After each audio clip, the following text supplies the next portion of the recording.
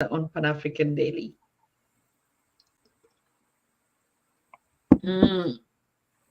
Asante sana. Wow, Guinea-Bissau, I see your flag and everything about you is just cool. Today's gonna be another heated debate. And yeah, so I just wanna invite. You are watching the Pan-African Daily TV with Dr. Susan Tata. The Africa we want. Unity, consciousness, our culture, our spirituality, our history. One Africa for Africans worldwide. Motherlands calling its diaspora home. Join my voice. Join my team. Join my campaign. Campaign 21 hashtag 1 million subscribers on the Pan-African Daily TV YouTube. Be a volunteer. Apply now. Be the new Africa.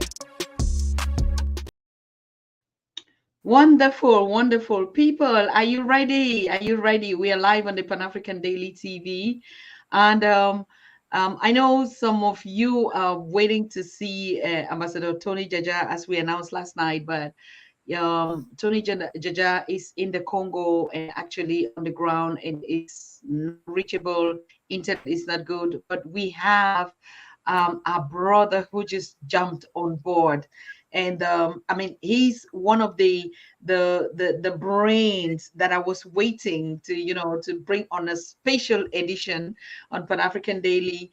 And I've been following his work. We have been all eyes on him, and the massive work that he's been doing on the ground is incredible. And because we touched the topic, the political topic on politics and Pan-Africanism and Neo-Colonialism with Professor Jumai yesterday, and him being a student of Professor Jumai, and also, in that space, I thought it was very, very necessary that we continue to be in that energy that we all had yesterday. I mean, we don't want to dilute with another or another topic or situation that actually would not be progressive in the space. So we have our brother here. As you can see him, most of you will give him his identity by yourselves, because me, when I saw him, I gave him my own identity. And but and every identity that has been given to him, I'm very sure everybody's wrong, just like I was wrong. Just like I was wrong. You look at him, you can already give his futures. And particularly when I post the image of his posters, he's dressed up, everybody's like, yeah. But you guess what? No, we all wrong. We are very wrong. I know he's already put on his description Balanta Society in America, and most of you already would smell where our brother and activist and champion and coach, entrepreneur, oh my goodness, an iconic leader, thought leader. He does. I mean, he's been winning a lot of Grammy in swimming and fitness, and I mean, I don't know how this kind of icons go unnoticed. I don't know what actually Black people and Black media spend their time on this earth doing by featuring things that don't even speak for them, right? So I'm very happy that we are having you live on the Pan-African Daily for the first time, which is not going to be the last time, because you're also coming with your own series. And while we're just connecting and allowing the audience to join us, which I see them already joining in their numbers as usual, I would just breathe a little bit and just tell us what has your day been today, because I don't want us to open the conversation who you are, what you're doing. I want the house, the family to gather first. Now we're just doing like some small talk. When I called you, you said, oh, you have to rush in the lectures and then come back. What kind of lectures are you doing? Well, first, let me thank you for having me on your show. I'm a fan. I'm a subscriber. As you know, we started to reach out to each other and share information. So for me, it's an honor to be on your show. quite interesting to be on your show following last night, our good brother and comrade Jume. That show was so amazing and fire. So I'm like, okay. But I'm happy to be here. You asked me what was my day? What was I doing? I actually just came. I'm here in Bissau, Guinea-Bissau. I've been living here for 2 years. This is my ancestral homeland. I was born and raised outside of Chicago, but I live in Guinea-Bissau. And today is a day where I teach swimming lessons to children as young as 2 and as old as 14. So just prior to the show, I was a world-class swimmer. I think we're going to get into some of that tonight. I'm now the president of the Guinea-Bissau Swimming Federation. And one of the things I do to balance my life, I spend a lot of time in front of my computer, sitting in the office. So for me to get out of the office, I ride my bike through the city of Bissau. I work with kids here in Bissau. That helps me maintain that mental health that we're going to talk about tonight. Oh, you see, a lot of diasporas or us are always thinking, yeah, if I go to the continent, what sectors should I be involved in? But I'm seeing critically, like all the things that you knew and that you were doing here, taking it back to empower the communities. Like you just doing, you were a world swimmer. I mean, we're going to get into all this that topics when we settle down, and but you just knew that this is what I bring, my talent, what I know best, and to empower the continent and my people with, isn't it? Yes, that's part of the key. Is I like to talk about alignment. You have to find out what it is that you're good at, what it is you like to do, what there is a need for. And if you can get all of those things in alignment, that's the foundation for good mental health and happiness, because you are doing the thing that you would do whether or not you were paid for it or not. It's bringing you joy and happiness, and you're sharing it with people who need it. So me, I've been a competitive swimmer since I was 8. By the time I was 12, I was already giving interviews. They were talking about I might be the first Black swimmer on the U.S. Olympic swimming team. In 1992, it didn't happen. I missed qualifying for the U.S. Olympic trials by 0.8 of a second. And so it kind of ended a chapter in my life. But then I got back into competitive swimming 18 years later as an older man. I was still competitive at an international level. And so it's just been something that's been a part of my life that I'm a master at. I'm good at it. I know what I'm doing. I love to help other people master the skills and become the best that they can be through that particular activity. So I know, like you said, I knew what I was bringing. In Guinea-Bissau, they don't have any competitive swimming. They don't have any Olympic pools. They have no programs. But they're a country that has a coastline and they have rivers. So there are lots of very talented swimmers in Guinea-Bissau who just need somebody like me who has the experience of competing at the world-class level to show them how to do it. So for me, it was a natural fit. It's Pan-Africanism in an athletic sense.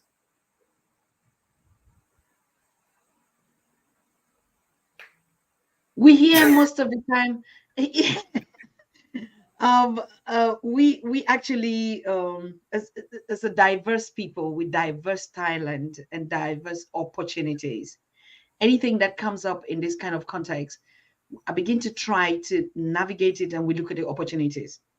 Did you ever look at that in terms of, creating a league, a swimming league, a Pan-African league on the continent? I mean, we do know when we talk about sports on the continent, it's going to be only soccer. That's really what African is about. Like when they say, "Oh no, we're having the AFCON that is coming up, or we're having the continental sport," but swimming, I'm sorry, has never been part of this narrative. Why? Well, let's back up a minute. First of all, the very first mention of people from the African continent in European travel journeys is by the royal chronicler for the King of Portugal. And when he arrived on the coast of Guinea, the very first encounter was an encounter where 8 canoes from the land of Guinea went out to meet this ship from the Portuguese. And the lead canoe, when it got close, 5 men jumped out of the canoe and swam towards the Portuguese boat, and the Portuguese launched their little dinghy to meet them. And that was the first recorded combat in these European eyewitness accounts of their first encounters. In that account, it's in a book called The Discovery and Conquest of Guinea by Gomez. In the account, it says, we could not capture them because they were such great swimmers. They dived under the water like cormorants, and they were such great swimmers, we couldn't capture them. So in fact, when you know your history, when we met the Europeans, encountered them for the first time on the west coast of Africa, we were the best swimmers. They couldn't swim. We were the best swimmers in the world. Now, as a result of the Dumda versus War, the invasion, the stealing of our resources that allowed them to pursue leisure time and sports activities, as a result of that, they built country clubs off the backs of our ancestors so that they could develop country club sports like swimming. So today we see America, European countries as the best swimmers in the world. It's a case where the first became the last and the last became the first. Well, I want to change that. I want to reverse it once again, where once again, we are the best swimmers in the world. And we have all of the talent to do it. We just didn't, we had other priorities. We suffered this 500-year Ma'afa Holocaust, colonialism, chattel enslavement, ethnocide. So the idea that African or Black people can't swim is a modern false narrative created by colonialism and neo-colonialism.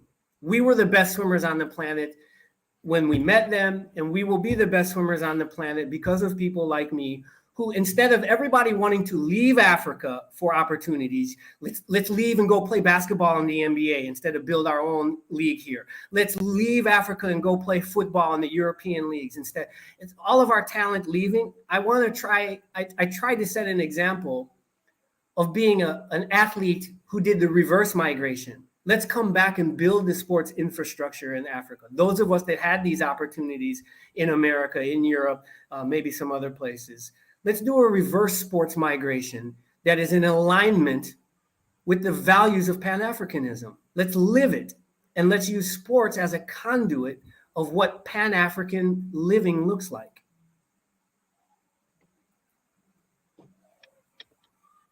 Absolute. Our topic today is more on Pan-Africanism and neo-colonialism. We were just having a small talk on the background of our great brother here, Brother SIPHIWE BALEKA. And I mean, all talented, multi-talents and activists, and all his works and things that he've been doing,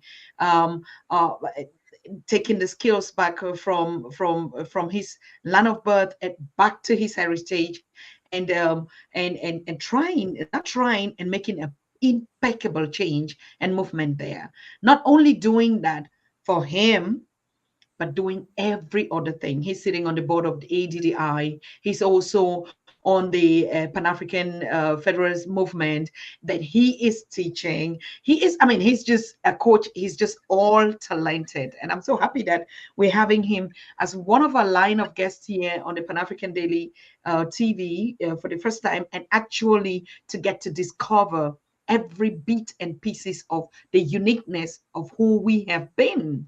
On how we lost this and how it's coming back to us. So I'm so thankful. When I read your biography and I saw the multi dimensions the first thing that came to me before we even go into these narratives of, I mean, we learned yesterday a lot on what political unity, the agenda of Pan-African Federalist movement is from Professor Jomai. Yes, we're still going to continue in your own perspective on how you want to ice it a lot.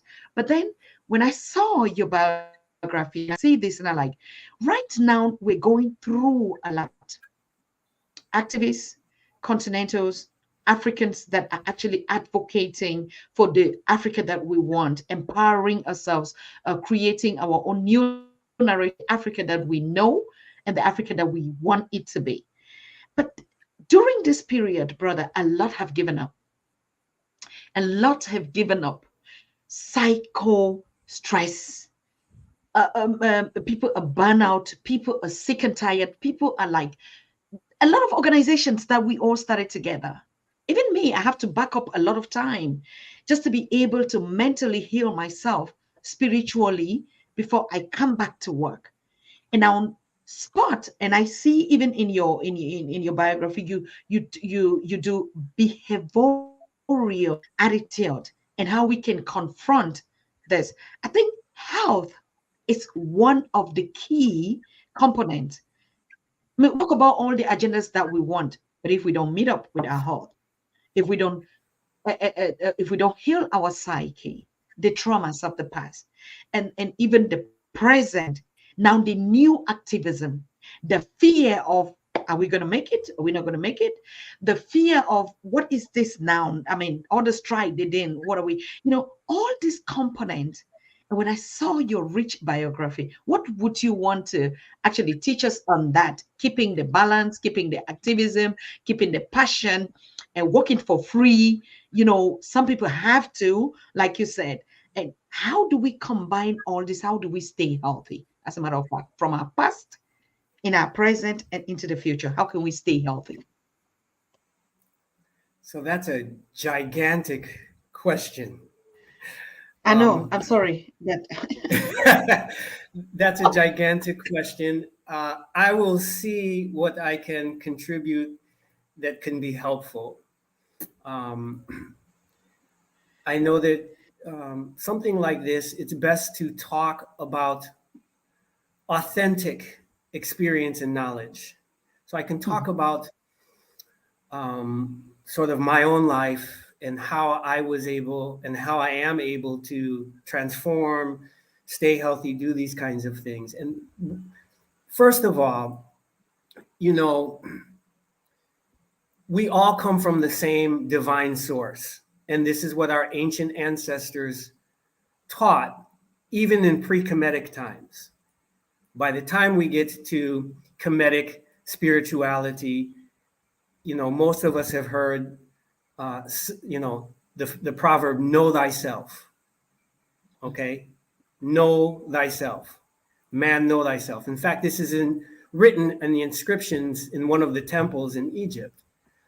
So if we want to maintain health, physical health, spiritual health, emotional health, social health, in every kind of dimension, the foundation of it is connecting with the divine energy that literally is living inside each and every single one of your trillions of cells. Think about this. Right now, there is an intelligence that is coordinating the actions of trillions of cells that keep your heart pumping, working. You are not consciously controlling that.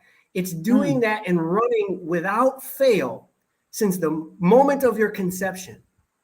There's an intelligence that lives inside the cells of your lungs that is causing you to inhale and exhale the breath of life without you consciously controlling it.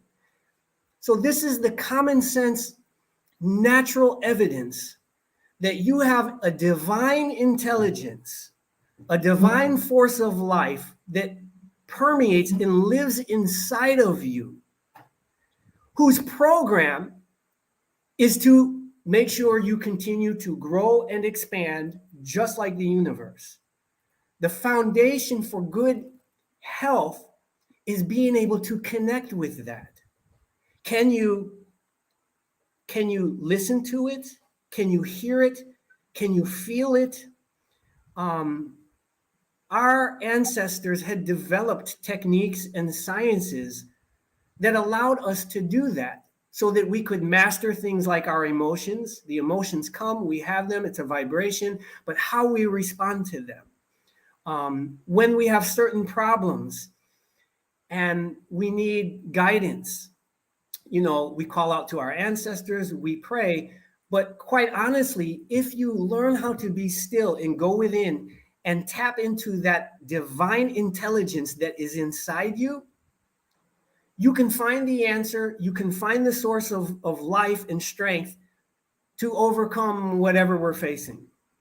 Now, having said that, let me also say something that has been very powerful in my life, which is when I visited the prison, what they call a slave fort, where my ancestor, my fifth generation great grandfather was held, and many other of our ancestors were held. They're all over the continent. We have them in Elmina. We have them in, Gore Island. We have them here in Guinea-Bissau. When I go there,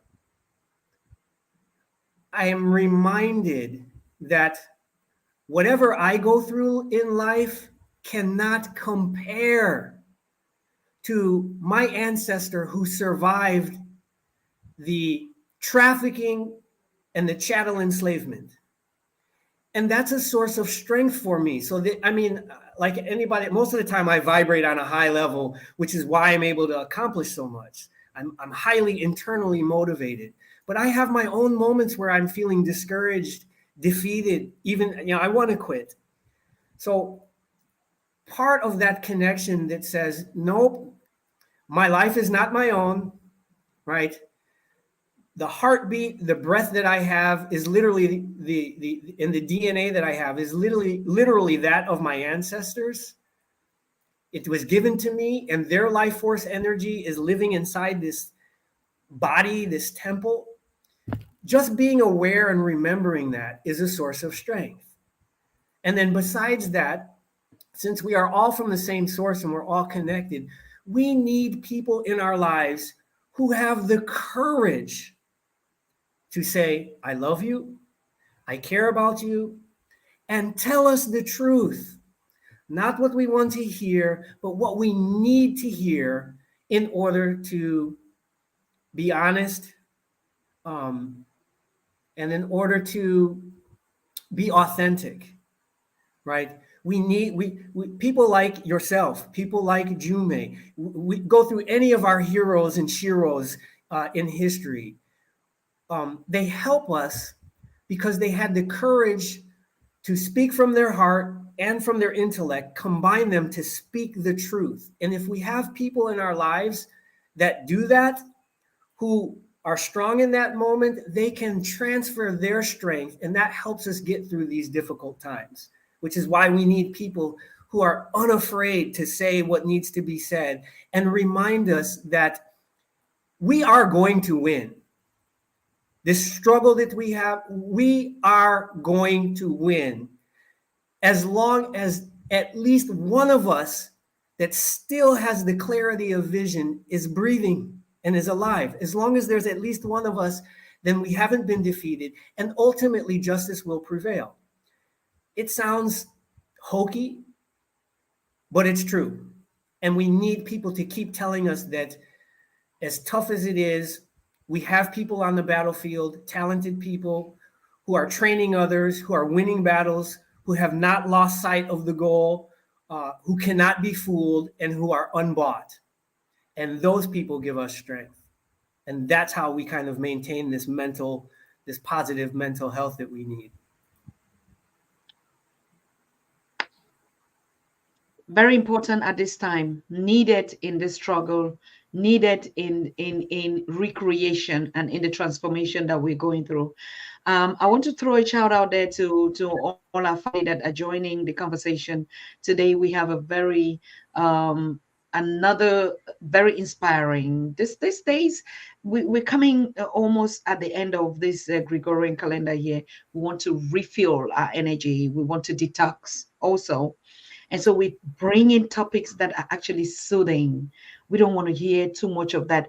Just like what you're saying, the negativity of, oh, they're doing this to us, oh, they're doing oh, we can't do this, oh, our leaders were doing this, oh, are this. One big thing that we got from the conversation yesterday that Brother Jumai said was, we have been taught, and all these lies that our leaders are bad, and because of that narrative, we keep sending only the negative energy to ourselves. Oh, it's corruption. Oh, it's this. But the real people know actually where the problem is, and they understand. So this manipulation of energies, you know, that we suddenly also have been involved and caught in, that we begin even to circulate that energy amongst ourselves. It's really hard to find that space of truth, because at a certain time, if you are really the single ones that, or the few like you, us in the field on the ground, that are still struggling to store that energy of truth, of love, of health, of unity, of togetherness, at a certain time you give and give and give unto you yourself, because when the energy is not coming back, at a certain point you must break for real, or at a certain point you're left alone, because every other single person is tired. And so leadership in Pan-Africanism is really what we want to focus today. Like, how was it in the past, and now how is it now after we were hijacked? Because if I look at from what Professor Jumay said yesterday, our sovereignty is what we need to regain. Regain, Mm-hmm. I use the word intentionally, our sovereignty. That's a political, in a kind of economic political terms, but in African spirituality, you just like our power, our energy, is what we need to regain, as a matter of fact. So the two things tie. Now we want to go back to that period where we had that sovereignty, that power, that energy, um, the powers to live the way we want, manage our economies the way we want, manage ourselves the way we want, do our things among us like our ancestors, like we adopted. So, but we know that that time when the infiltrators hijacked all what we were, our past and everything, we now face in this middle point. And now we're looking, like the professor was saying, in navigation corridors to gain back that power which we had. So I just leave you to do us the study and walk us through if there's any other thing or from the community. I'm very sorry. I pop up some information like our brothers that are welcoming and saluting, because we don't have time to actually give this shout out to everybody. I can just pop up, but let it not distract you. Let it not distract. I'm talking to the audience and the family here. They know how we do it. And if there's some questions, also I'll bring it to your attention. So thank you, and over to you. Okay. So, okay, if we're going to build on this concept of sovereignty, okay, again, like you said, most of us, when we hear this, we put it automatically in a political context or a historical political context. We talk about nation building and all of that. But you are absolutely correct by saying sovereignty is about power. So we all have sovereignty. You have an amount of sovereignty right now that you exercise over your own life, just as I do. And then Mhm. this is the basis of the phrase that, all power to the people, right? Yes.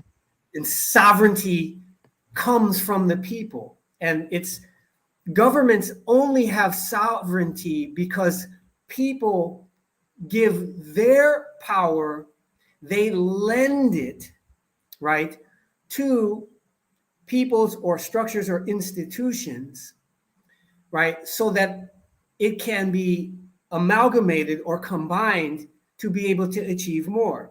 So as one individual, I might be able to accomplish, let's say, one thing.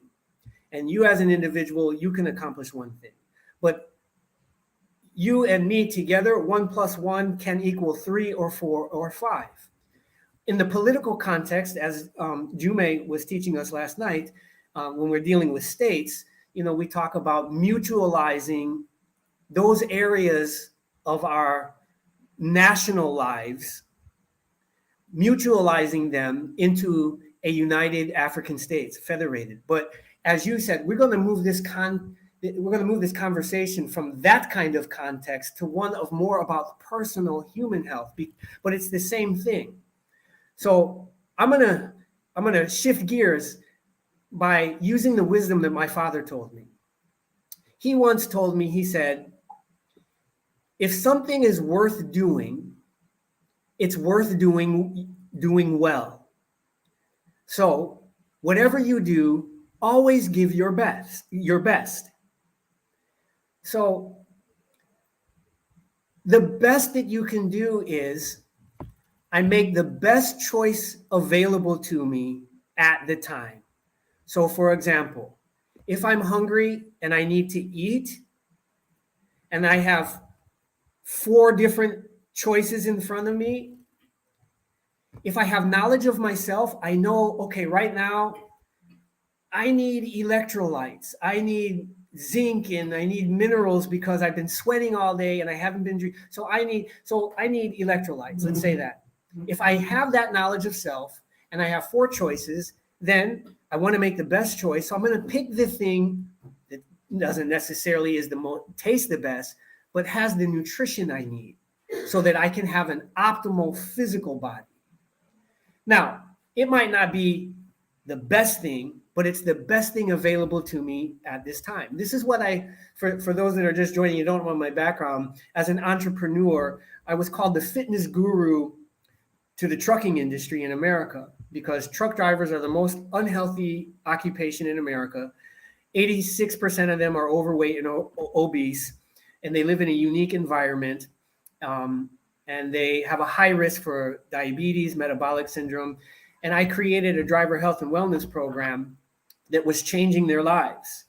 And part of that is helping people to understand you don't have to be perfect, but you need to motivate yourself, say, what is the best choice available to me right now? And if you do that, that's the best you can do in that moment. And then you're doing well. Because we're all at different levels. You have different standards of living. You have different environments with different food and different resources available. So again, part of it is, my father told me, if something's worth doing, it's worth doing well. Always finish what you start, and whatever you're doing, do your best. So this is some of the, I was raised by my father in the far west suburbs of Chicago. So people that don't know my history, right? I am the 8th generation of Balanta people who were trafficked from their homeland and enslaved in the United States and suffered ethnocide, completely cut off from knowledge of our ancestry. I took a DNA test, found out that my paternal ancestors are Balanta, and started the process of recovering from what we call ethnocide. I'm the first in my family after 8 generations to know who and where I come from in Africa, relearn my language, my culture, regain my land. I live here now. So this is part of for that segment of the diaspora, African people who are descendants of African prisoners of war. Part of our health and our trauma is recovering from ethnocide, right? Being kidnapped and being so dehumanized through chattel enslavement that not only do you not know who you come from, but you're reduced to a level where you're not even human anymore. So you want to talk about health issues, and I can come at it from a Pan-African perspective, but a perspective from that segment of the Pan-African world or the African diaspora that has this huge thing that we have to recover from in order to regain our health. This is key. This is fundamental to our physical health, our spiritual health, our emotional health, because being ripped from your family, being ripped from your territory, which, if you really want to get deep into it, all land has an electromagnetic signature or frequency that harmonizes with the physical structures in your body, because you're also an electromagnetic box, okay, that runs on electrical ionic impulses, right? When you imagine taking a seedling, ripping its roots out from the soil, and transplanting it into a completely foreign environment where it has no genetic understanding of the nutrients in that soil and how to use them. This is what happened to a group of African people who were ripped from their territories, that electromagnetic signature, their language, which has a vibration, which encodes the DNA, and were brought to a completely foreign environment under trauma and violence. So those of us who are healing from that and can maintain a positive vibration, mental energy, emotional energy, and can use it, we have something to say about healing in this time. Those of us that have been able to do it because we have been through so much. Just like those who, suffer. Colonialism was just the form of dehumanization that was experienced on the African continent. So some of our people hesitate to call them leaders. We're just going to say people. We have people that are figuring these things out, helping other people to say, this is what you can do. And for me and the group of people I'm most connected to, part of our healing is we have to return to the actual places where our ancestors were taken from. We need to eat the foods that have the electromagnetic signature of the environment that will reactivate latent genetic memory that hasn't been stimulated because we've been removed from these things for 6, 7, or 8 generations. This is what I call transgenerational epigenetic healing, which is the cutting edge science on some of our health issues in the Pan-African world. So let me stop there for a minute, because I can range and go all kind of different ways with this. But if you want to get me to focus on something. It's okay. You were really on track. Like, I have a sister here saying, or I think a brother or sister saying, yes, we have to regain our political unity, our sovereignty in every domain, whether it's culture, it's economics, it's politics, it's health. And health seems to be one of that I'm saying. We can talk about everything. I mean, like, we had a very incredible lecture on that.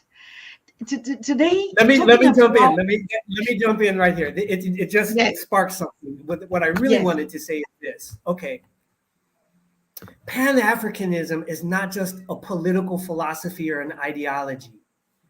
It's a way of life. Okay, you have to internalize this, and then all of your behavior will reflect it.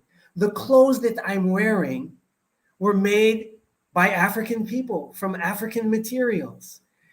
My preferred language is in Misti Papia Creole, in Misti Papia Krasa, right? As a Pan-Africanist, the way of life, I don't want to speak the colonial language anymore. I want to regain the language that was taken from me. For those that still know their original language, you want to express that. So you want to create works of literature in that language reflecting the culture. Pan-Africanism is not just a political philosophy where you can study great Pan-African leaders like Nyeri and Nkrumah and Selassie and Garvey and Delaney and all of them. Henry Sylvester Williams and CLR James, and all of them. Pan-Africanism is not the study of great people in the past. That will help. The point is internalizing what they were teaching, so every aspect of your life reflects the values and principles. So whether it's your speech, your music, your art, your food, your relationships, your sports, right? How do I engage in every activity in my life in such a way that it is of benefit to African people everywhere on the planet? That's what I wanted to say. But of course, you're just on point. You can carry on in that, because until we really we are at the Chemetics University here, as everybody has called it, that reminder, that teaching ourselves the ability to unite, to love one another, to stay in touch, to connect back to each other, is Pan-Africanism. Am I correct? Yes. Yes, it's that internalization of Ubuntu. But even if we go sort of, I'll use sort of the Kemetic teachings, right? Or let me put it this way. We talk about the divine or the one source of all of life. And our ancient ancestors knew that, even in pre-Kemetic times. So let's not get it twisted, right? They always want to say, okay, one, monotheism is something that foreigners brought to us as if it's superior. No, when you understand, we understood netters were energies, but we always knew that these energies emanated from one grand or supreme creator, divine energy. Now, we are all vibrations of that. So imagine you have the light of the sun, and that light is coming through a stained glass window. And that stained glass window is now dividing according to vibrations. You have the red light, the green light, the blue light, and the yellow light. And between the sun is this window pane, and then you have these different these lights. Can you imagine the foolishness of the red light saying, oh, we are God, we know God, and you green vibration light and you yellow vibration light, right? You don't know God. You're false. You have to come over to this red vibration. And then yellow light coming, says, oh, red, you don't know what you're talking about. We're the ones that are the true people of God. Or what? No. Once you get behind the veil, behind the window pane, and you see all of these colors in the spectrum have one source. That's an analogy or a metaphor that helps us to understand, right, that the moment I transcend these superficial physical vibrational differences and then we come to the same source, this is what Ubuntu is all about. So whether I'm Balanta, Fula, Akan, Igbo, Yoruba, Hausa, Amhara, Omoro, Somali, whatever.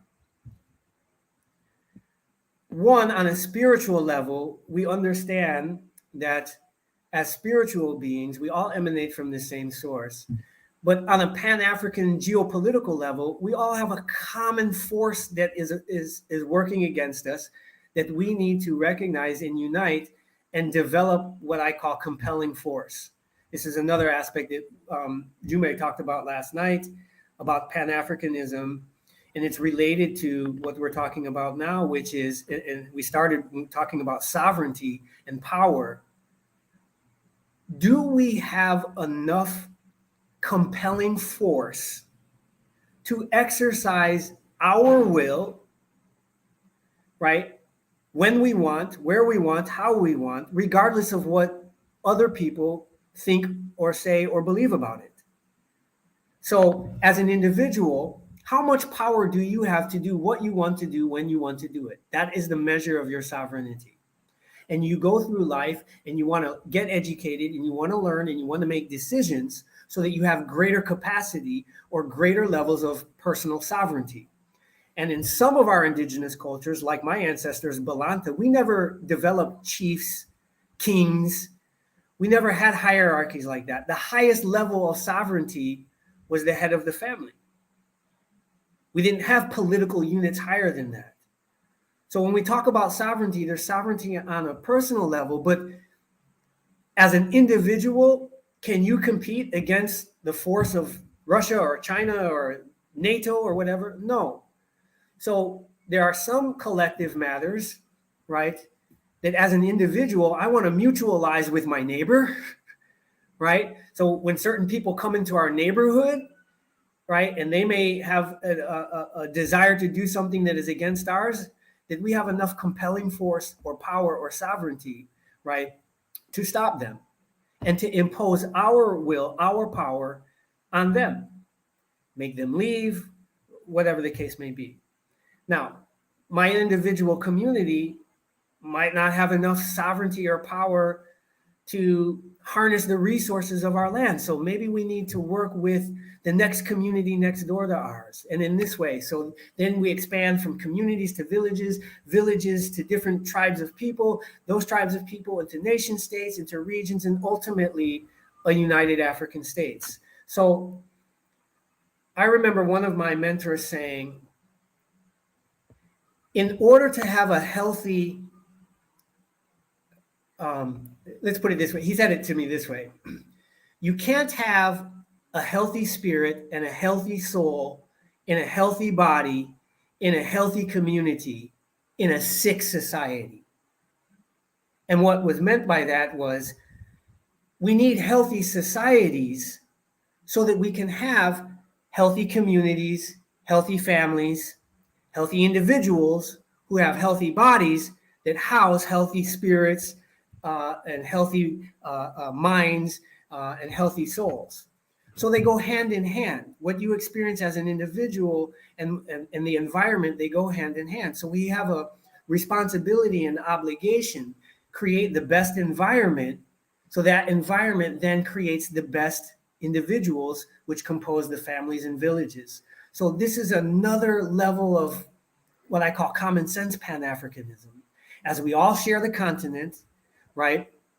As we all are, for the last 500 years, have been experiencing a system of white supremacy, we understand that our historical imperative is to amass enough mutualized sovereignty that we have enough compelling force to do what we want, regardless of what anybody else thinks.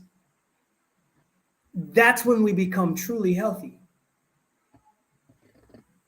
Let me stop right there. There, the focus is on you, and I really like. We also know that you are an author.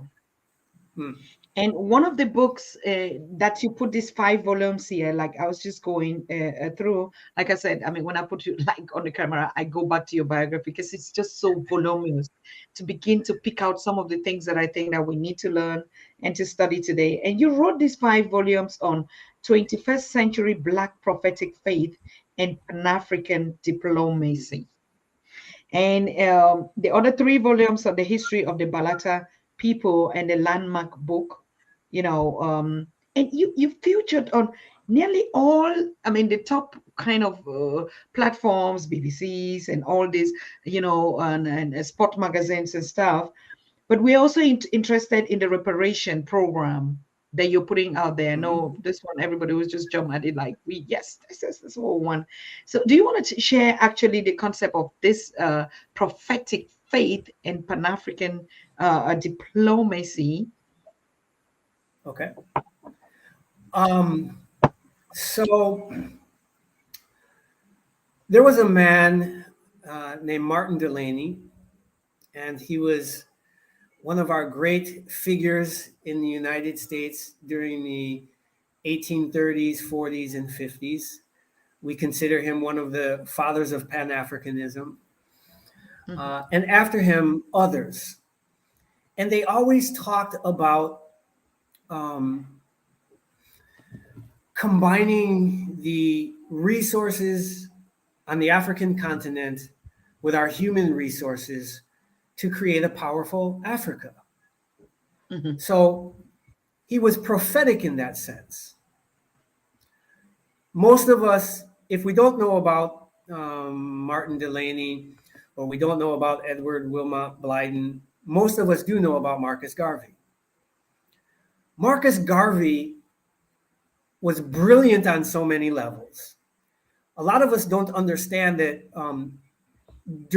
right after World War I and the formation of the League of Nations, when all of these allies and all of these nations were trying to form a new world order and determine what would be done with the former German colonies in Africa, that Marcus Garvey, along with Du Bois at that time, were also there at the Paris Peace Conference saying, look, we fought in World War I, and those colonies should be given to the Negro peoples of the world to establish a powerful Negro state. So you had these men with a vision of gathering Black people from around the world and making a powerful state. There were lots of men and women who were professing these things. Many people never heard of a man named Clayton Adams who wrote a book in 1917 that talked about on May 5th, the main character in this book had a dream every May 5th. And he saw in this dream a red, gold, and green flag. He saw soldiers, he saw an army, and what appeared to him was the Ethiopian Union. This was in 1917. And he said, this happened on May the 5th, right? Everything in his dream was around May the 5th. Now, most people,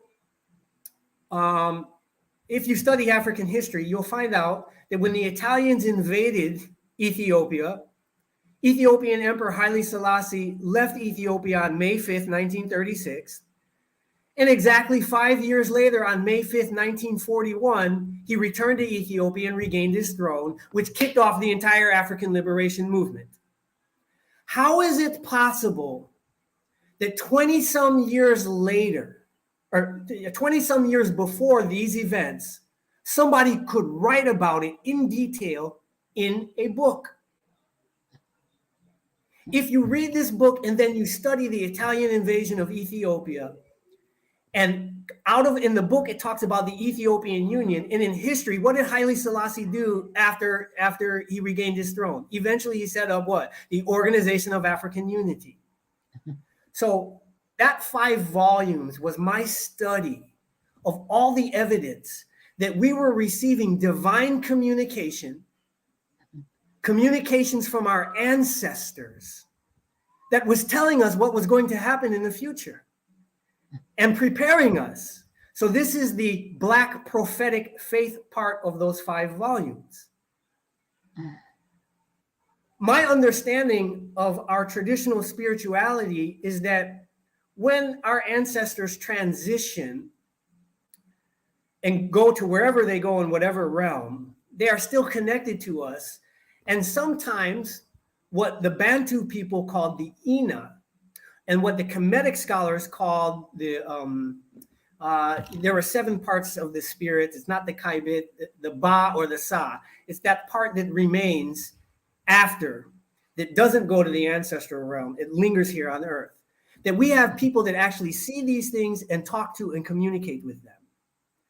Now, for those of us who are the descendants of prisoners of war that were enslaved and were cut off from this African spirituality and tradition, to a large extent, but not completely, some of these things sound so fantastic to us. But if you come from the bush in Uganda or the bush in here in Bissau or whatever, we know that these things are real. So I wanted to write a book that juxtaposed what I could collect and find as evidence of that communication and show how it actually played out in history. And that's another source of what you asked earlier about, as we go through these difficult times and we feel like giving up and we feel discouraged and defeated and we've had enough and we're tired, guess what? We have supernatural help from our ancestors that is real. Anybody that's ever been driving and they get this inspiration says, go this way. They never go this way. But for some reason, they go that way. And then you find out later that if you had gone the way you went, there would be an accident. There was an accident, right? We all know you haven't been thinking about somebody, right, for all this day, and all of a sudden they pop up and you get a phone call or a text from them. We all have all of these experiences where we have evidence that there's something beyond this helping us and guiding us. Now, we can actually be trained in how to develop that. And when I went to the New African Thought Conference in Yaoundé, Cameroon, last October, part of my presentation was, as Pan-Africanists, we need to collect those medicine men, shaman, whatever your tradition calls them, those people that have that talent and who teach this in secret initiation ceremonies. We need to gather them together, and we need to have an institution where we can train a generation of people in those skills and talents and make it more democratic, because that's the supernatural help that we need right now. They do it in other places. India has entire educational infrastructures where they teach their children how to sit and meditate, which is what? Communicating with the divine voice. But they do it from an Indian cultural perspective. The Chinese have their schools. Even the West has schools funded by the CIA that teaches them how to do things called remote viewing. So where are the African institutions where we're going to harness what I call non-intellectual faculties? Because in the future, we have artificial intelligence. We can collect data, retrieve data, spit out data. In the future, the thing that's going to be powerful is consciousness. The thing that robots can't do, they can't go inside them and access the divine intelligence that's lit because it doesn't live inside them. So if we spend less time studying the outdated chemistry and physics of the Europeans and go back to that model that we get from Kemet, and we set up institutions where we teach people those sciences, here's how you communicate with the ancestors. That has to do with melanin.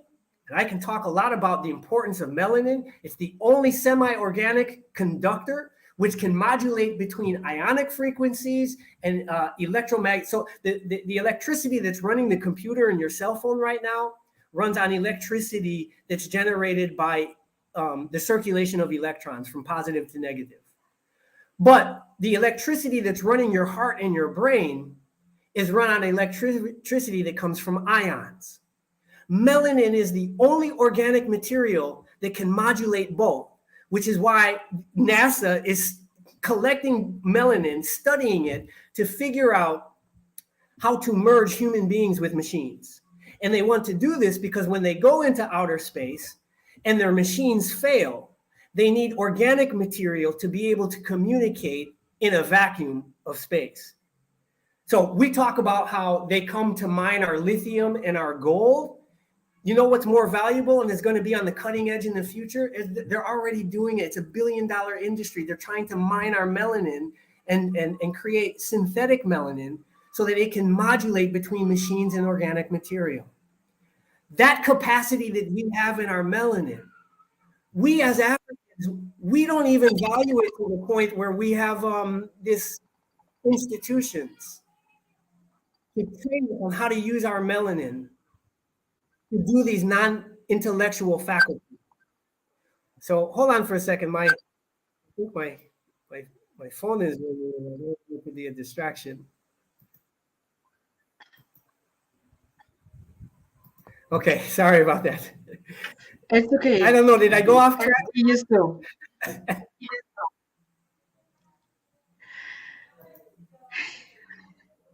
Go ahead. Help me get back. What do you want to? Where do you want to go from here? No, I mean, I'm sorry that you were distracted, so it was interrupted because we already were on that point where, you know, the rising was already coming up for us to relate to a lot of things that you're saying here. It's just fantastic to see that we have everything. We have everything. The only thing that we don't have is the knowledge of knowing what we have. Is that correct? That's it. The awareness of if we have all the lithium, but we don't know what we can do with it. We have all the gold, but we don't know all what we can do with it. We have all the melanin, the organic semiconductor that is more important than lithium and cobalt for the future of technology.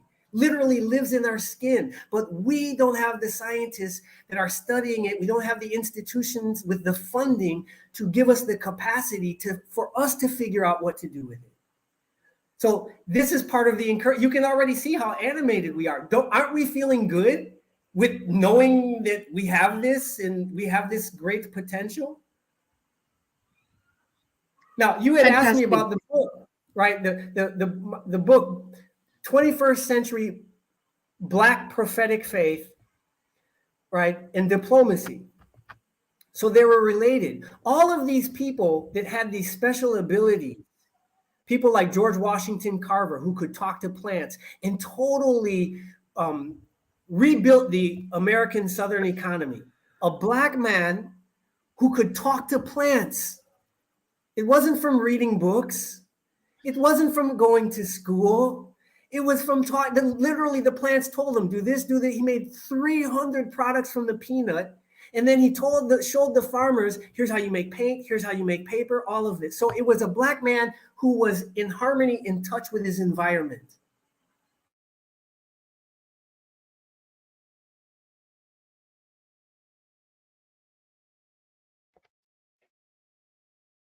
Are you there? It's freezing. Oh, okay.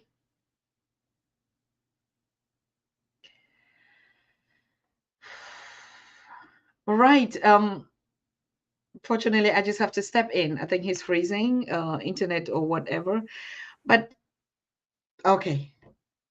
I just hope that we'll be able to get the brother back. All right. Wow. I was just afraid of not losing you because we know how it is, but Yeah. we are past that level. We are not on the level to think that, oh, it's because they listen. Now we just in our element. We're out of the box of fear. And the community that we have here and the community that we've built here is actually, we're sourcing this energy through it. You said something which was which tie also to what Professor Jumai said yesterday in terms of the intellectuals that we have are actually the problems. And he went to to break it down by saying, actually, the real champions, or the people that would deliver our stuff, are the ones in the village. And he went back to the village theory that we've been talking about all along to say, the village is where we started and is where we have to go back to be able to reconnect and get this power, this sovereignty that we're saying. It's just the simple things when we talk about the village and our local communities back. It's because the village is still living at its natural state. It has never changed. It is not compromised. It is actually the element that made our ancestors, our elders, who are still residing till today in those villages. So, but you see the relocation from the educational systems that came to us, and then we left that and metamorphosed into the new beings that we don't even longer communicate. Our plants don't know us. We don't know them. Our insects don't know us. Our villages, our waters, our lakes. And then the third thing that you talked about that is very essential to everything that we're striving to achieve or to give to our children or the next generation is the act of meditation. All right. We had that conversation here sometimes, but that was in the beginning. But now that we've risen to our consciousness, I think there are a lot of things that we said in the beginning that we could not really work it. We could not actually, figure it out for ourselves. We were still like babies running and trying to collect everything. We didn't even have a direction. So we touch on spirituality and other things. But coming back to what I'm just trying to say, if you look at the nature, what the continent offers to us, and this crazy mind of running away from the space of power. And they were given to us mostly twin, the male and the female. That's another conversation. I'll bring the twin legs in the southern west of Cameroon, called Lake Maninguba. Anybody can Google that. That's a male and a female lake. It's not a crater lake where people just like, if you look, just the surrounding, you just even visualizing, not even being in the space, but just focusing your energy on that male and female legs. And you could imagine the whole transformation. So coming back to meditation, everything is there. Meditation, we don't need to sit in a class like the Indians or the others are doing. We've been endowed with the space of just retiring, going back to connect. And you would sit at a lake like that, or like in my own village, we have the rocks, and they're twin, male and female too. But we don't align with, because when we went to school, geography told us no, it was just a crater lake, and there was just a stone that just rise from there. Because we were taught in physics, oh no, these things are just like we see in others. And then they begin to create the competitive ones that made you just feel, oh, okay, is it? But the African in the natural space and environment, do you think we need a classroom? Or exactly just like you're doing with the swimming, we have rivers. Do you think we need to create swimming pools to go and learn swimming when even the children that are growing up in the village like that, I had to swim. We had to jump into the pool without even thinking what would happen, until some crazy stuff of education came and start making you even see the risk. We swam naked and played around and dive and fish and cut our tadpoles and make food in the village with everything that we were blessed with, for God's sake. How did we really just leave that? Is education? It's the new format? So you are making a great point. We have this natural curiosity as children. We have this spirit where we are constantly exploring and expanding. Now, if you are in an environment where that is encouraged and enabled and even guided by wise people who won't break that spirit of curiosity and adventurism, but will nurture it, that child will maintain a healthy curiosity. How does this work? Why does it go like that? They will explore, they will hands-on. Unfortunately, what we tend to do now in this modern world is we crush that spirit. The more we are Western, the more we crush it. Why? Stay away from that. Don't do that. You're disrupting that, right? As adults, right? We kind of want to maintain a certain order. And kids have a lot of energy. And so if like in the West, kids are in the house and you can't mess up the house. And so don't touch that, stay away from this, right? But extrapolate that. Imagine an entire people for hundreds of years, taken and told, don't do this, don't think, right? I see it coming up from Patricia Matthews, right? Decolonize. Yeah, we were colonized. We were prescribed. This is what you can do and no more. And you cannot be innovative and you can't think. And if you happen to do that, you can only do it so that it benefits us. We're going to control it. So we have a natural genius. We have a natural talent. And I see this all the time in Bissau. Anything that breaks in Bissau, the people here can fix it. They can fix anything, but they don't Everything. innovate. Yeah. But they don't innovate. They don't create something that doesn't exist before. But anything that you have, no matter how high technical it is, computer, cell phone, whatever, right? They can fix it. So why isn't that engineering genius innovating and creating in Africa? This is where we need to go. But you had mentioned about the conversation last night about the role of intellectuals, and Brother Jume was right on point.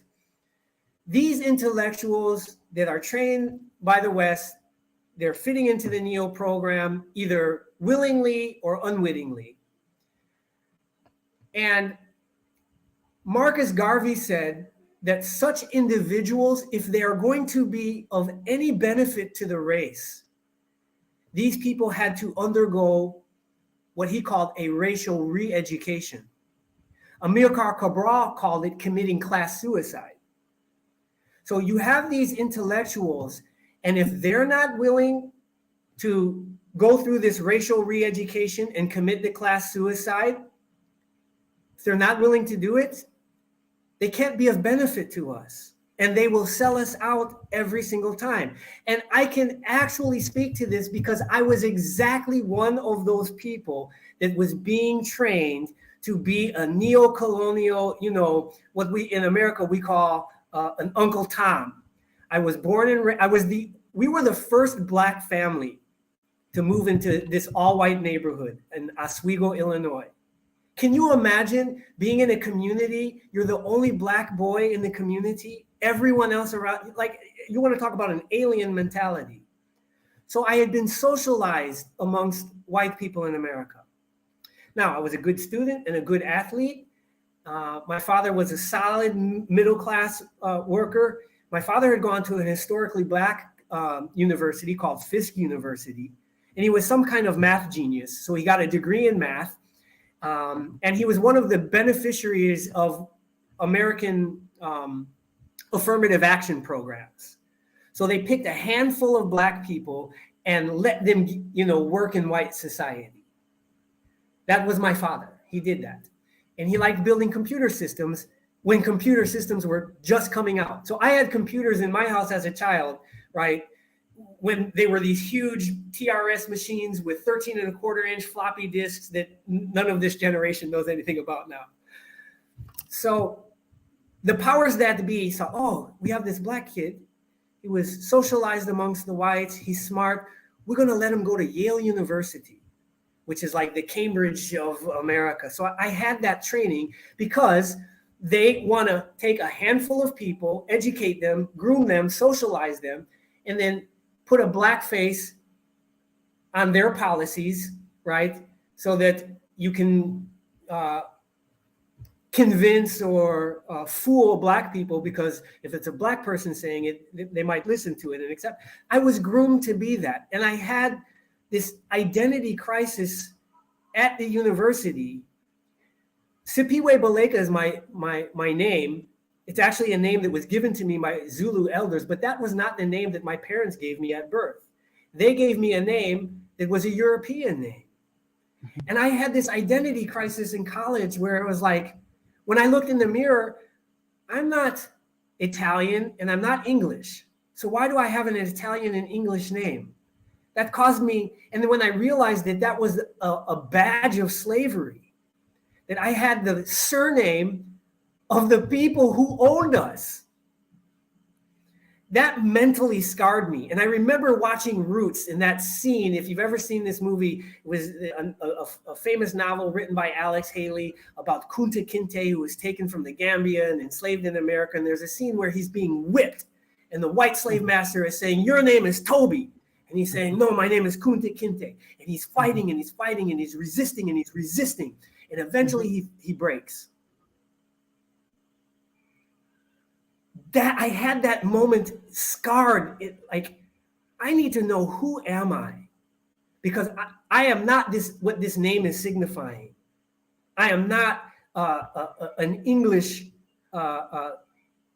property of this slave master. So that is what set off this journey of self discovery. And we were talking about healing. We all need this. This is what Marcus Garvey called the racial re-education. I had to leave America. I had to travel around the world. I had to go to Africa. I had to commit class suicide. I didn't even stick around to get my degree from Yale. I was like, I don't want that degree. I don't want the job. I don't want the money. I need to go find out. And I traveled. I ended up living in Ethiopia. I was a dreadlock Rastafarian for 15 years. I lived on the Shashamane land grant. My racial re-education came from the Rastafari movement and Rastafari elders and Black nationalists, people that were members of the Black Panther Party and the Republic of New Africa. And they would sometimes brutally see that I had this desire to be of benefit for my people, but I had all of this brainwashing, all of these attitudes, all of these characteristics that I had to re-educate and readjust. So Jume was correct. And these intellectuals who are not willing, I mean, look, it comes with a cost. Liberation, sovereignty comes with a cost. And those who are privileged with an advanced education, you have a duty to serve your own bloodline and your own people. And if you do that, you will not reap the rewards of an economic system that is designed to prevent you from serving your people. You will not reap the economic rewards. You're going to have to accept that. You want to go work in their institutions and get that salary, you're going to have to do their bidding. You want to go and work for your people, you have to go amongst your people. What good is having the training and the degree? None of your people can afford it.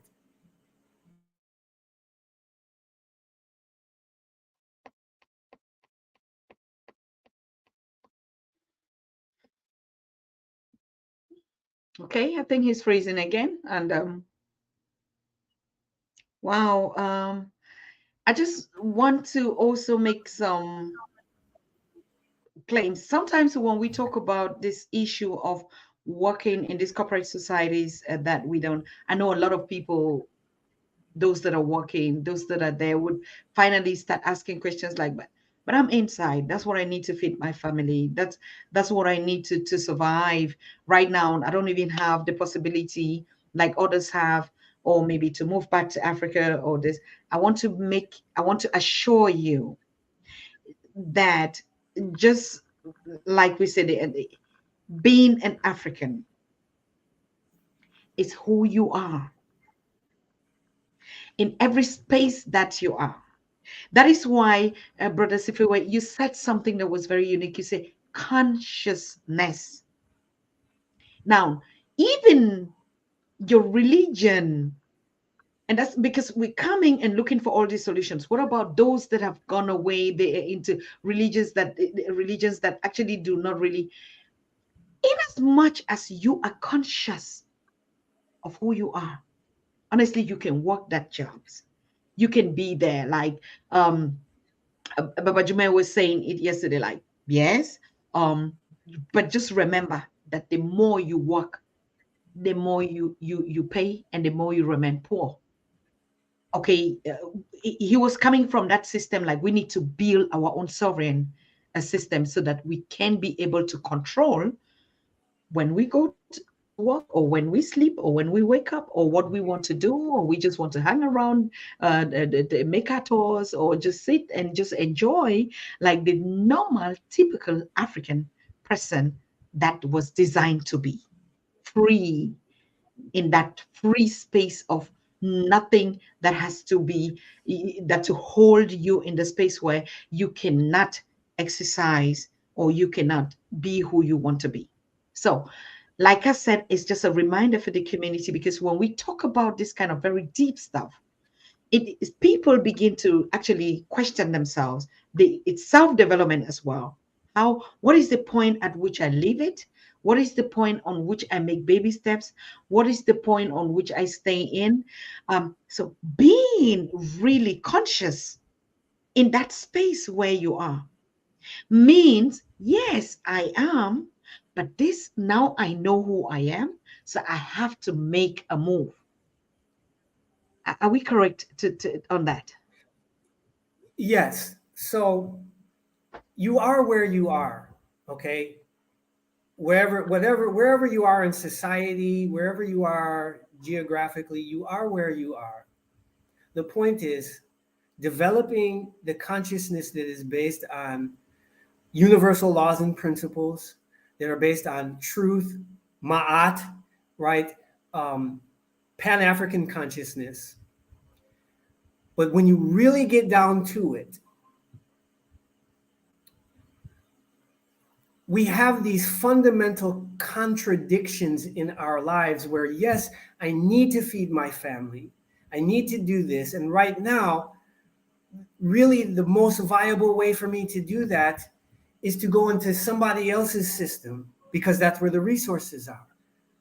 We understand that. That's a contradiction that either has to be managed well or eliminated. Until we eliminate the contradiction, the best you can do is manage it well. I live in this world, this system. It's not controlled by African people, right? Yet. So I've got to figure out how to manage that contradiction in my life. But this is why the utmost urgent priority right now is establishing a united African states. Yes. We don't have a sovereign power that can marshal the human resources and the material resources so that we don't have to leave our communities. Mm. That's the missing link. It doesn't matter Mm. how conscious you are. If you're super conscious and you have super commitment to Pan-African revolution and the African Renaissance, and you want to eliminate all the contradictions in your life, you are going to be at a serious financial disadvantage. Absolute. We have people like that. Mm. However, when we have a united African states, that will be the transition where we go from a collection of states with negative sovereignty to a federated government that has positive sovereignty. We can then what? Marshal our human and material resources so that we can circulate an economy that actually benefits us. And with that, our professionals, our technicians can work within our own economies and have a high quality standard of life without having to leave and go into, the European Western system. That's the missing element. When we have that, we have no need and we eliminate all the contradictions. That's why the call for the first Pan-African Federal Congress, which eventually will lead to this united African states, is of the utmost urgency. Because without the machinery of sovereignty, none of us can eliminate the contradictions in our life. Contradictions created by the global system of white supremacy, neo-colonialism. Sovereignty allows us to eliminate those contradictions. Thank you very much. I mean, I think the family is aligning, and we're learning a lot. And this conversation today is actually like putting or breaking those hard pieces yesterday into soft power, into soft species where we actually can work on, where we can take it for our individual lives, where we can relate, where we actually can, be more into the self of it. Because the issue is like, at the end of the day, the middle class, or even the education is deep, is tough, and everybody we're aligning, but we need baby steps. There's baby steps like, yes, me personally, what are the tips I can do to get into this Pan-African spirit? What are the baby steps? What are just the simple things that I can do? We're not going to have, we're beginning to build the sovereign state. We're beginning to educate ourselves on it. But now I'm just an individual or a small group of people, or today I would not live maybe in the next century to see it, but I want to get that Pan-African advantage, an advantage of being a Pan-African. I want to enjoy those privileges of becoming, of returning to my true self. I don't want to cheat myself of the happiness and the joy and the spirit of freedom. I mean, personally within me, and then before collectively as a family. I want to be able to enjoy life now in this personality that I am, by just knowing the simple basic steps how I can do it. Why I'm saying so, because we talk about the collective most of the time. We're talking about building the Africa we want. But building that Africa that we want starts by building our individual selves. It depends on the collective of the happiness that we all generate from the traumas, from the betrayals, from the break-ins, from the everything that the society that we've eaten from the mentality, from the disease, and in all formats, that still keeps me a slave. That still make me to wake up in the morning. But if I know the tips and get that, like you did, you left Okay. everything. You coming from that kind of background, you refuse Yale, and even in America where people are still running and say, "Oh, their dreams," you say, "No, I'm going to Guinea-Bissau. I have to start." I don't think that you had a whole lot of wealth saying, "I'm taking it back to Guinea-Bissau and I'm doing this." Now you're teaching swimming. I know it. I'm a continental. I was born and raised on the continent. I know all that you have to give, even to do the things that you're doing. But the joy, the freedom, the passion, and that's why you're looking so handsome, my brother. And I don't want to give your age, but you are young. You're looking fresh. I know that the queen I'm there is taking you 52. all insanity. But just break down, because that's Okay. what we need to start begin to fill our spirit with. Okay. So here's one tip. First of all, there are trillions upon trillions upon trillions of organisms alive right now in the universe. And you are one of them. Every morning you should remind yourself that somehow you are being included in this great symphony, this experience of life. That you are one of trillions among trillions among trillions of people in the universe. When you wake up in the morning, also remind yourself how many people didn't wake up this morning. Mhm.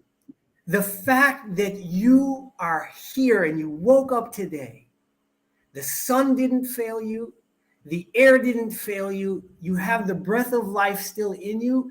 Find a way to be aware of that and acknowledge that and celebrate that and say to yourself, right, I need to do something today that makes me feel joyful. Now, if you go through the whole day and you didn't find anything to be joyful about, then you need help. You need to talk to someone and say, look, right, I need some help. And there's gonna be someone in your life who can help you with that. Someone. Every day, just being aware, you know what, I'm happy about this. It can be playing some music, right? It could be the fact that I'm eating and I'm eating something that I enjoy and it tastes good, right? Something that you enjoy doing, right? And just being aware of that and just saying thank you and realize, okay, I'm here because there's a reason, right? You have to remind yourself, I'm here because there's a reason. My ancestors gave me their heartbeat and their breath because they need me to do something.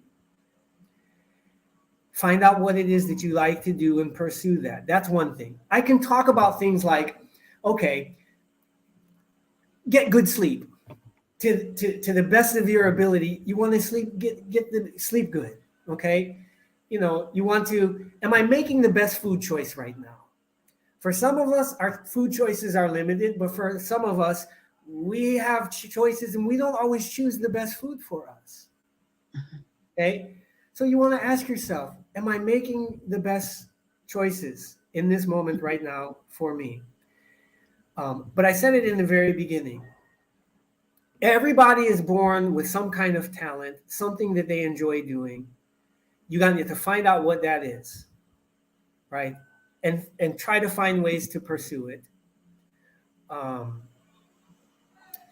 You know, it's like asking the golden question: what are the keys to happiness, SIPHIWE? How do I live a happy and fruitful life? Well, it's the quality of your relationships. Do I have the courage to be honest and vulnerable with the people that I care about?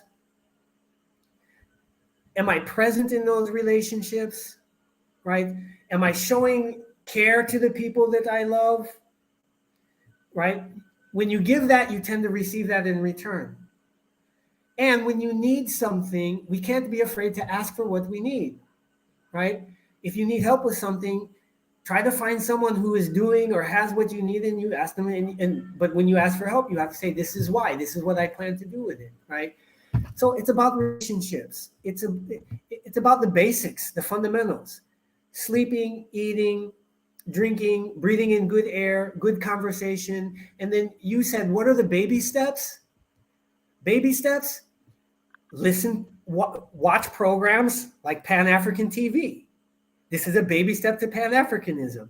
You watch a program, like listen to music that has a positive Pan-African message, because that's nutrition for your mind, your spirit. And if you're feeding yourself wisdom, you know, listening to, you know, watching your show, listening to people like Brother Jume and all of our other great Pan-African teachers, you're consuming food for your mind and your soul. And your output is a product on your food. Your food is what you take in and you eat with your eyes. Your food is what you take in and you eat with your nose. It's what you take in, what you eat with your ears, what you take in. Food is not just a tomato and an orange. It's everything you consume, even everything that you touch. Your skin, your sense of touch, anything that comes into your senses is food that gets processed or metabolized, is nutrition. So ask yourself, is everything that I'm doing, am I making the best choices when it comes to my nutrition? Because you have some power, some limited amount of sovereignty over that. And that's going to be the benefit, produce, you know, have a lot to say about the output, the outcome of your life. It's that old saying, we are what we eat. Okay.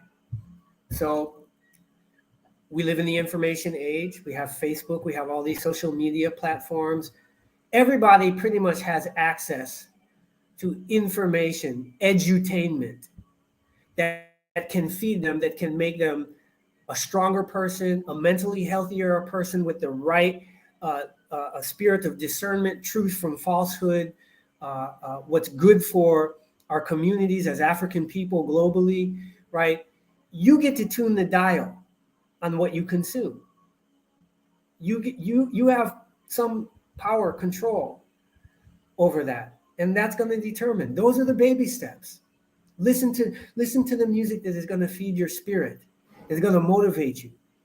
Go on YouTube and Google motivation if that's what you're lacking, and you're going to hear motivational speakers telling you. I see the alkaline diet. Yeah, I can attest to that. I drank alkaline water. So how do you do that? Well, if you're in the West, you can buy bottled alkaline water. If you're in Africa, right, you get your lemon or your lime and you squeeze it into your water. Same thing, alkaline water. So but if you don't have this knowledge, We talked about this earlier. We can have everything within our power, but if you don't know how the knowledge and how to apply it, it won't produce those things. So you want to get that education. You want to get that education that will tell you, how do I use the resources in my environment to make the best conditions for me? Because I live right here and now. What can I listen to right now? Who can I talk to right now? What activity can I do right now? Did I stretch my body and loosen it up and do some stretching? Or did I sit in a chair for 16 hours and totally neglect that I need to do this? And then you build networks and communities that reinforce those good decisions. Talk to someone. Hey, did you do your 4 minutes of exercise today, standing up at your desk, right? You build communities that reinforce what you know you need to do. We build those networks. We communicate, call our people that we love. Did you do this today? Hey, I want to be encouraging, first to yourself and then to everybody around you. Sounds like something my father would say.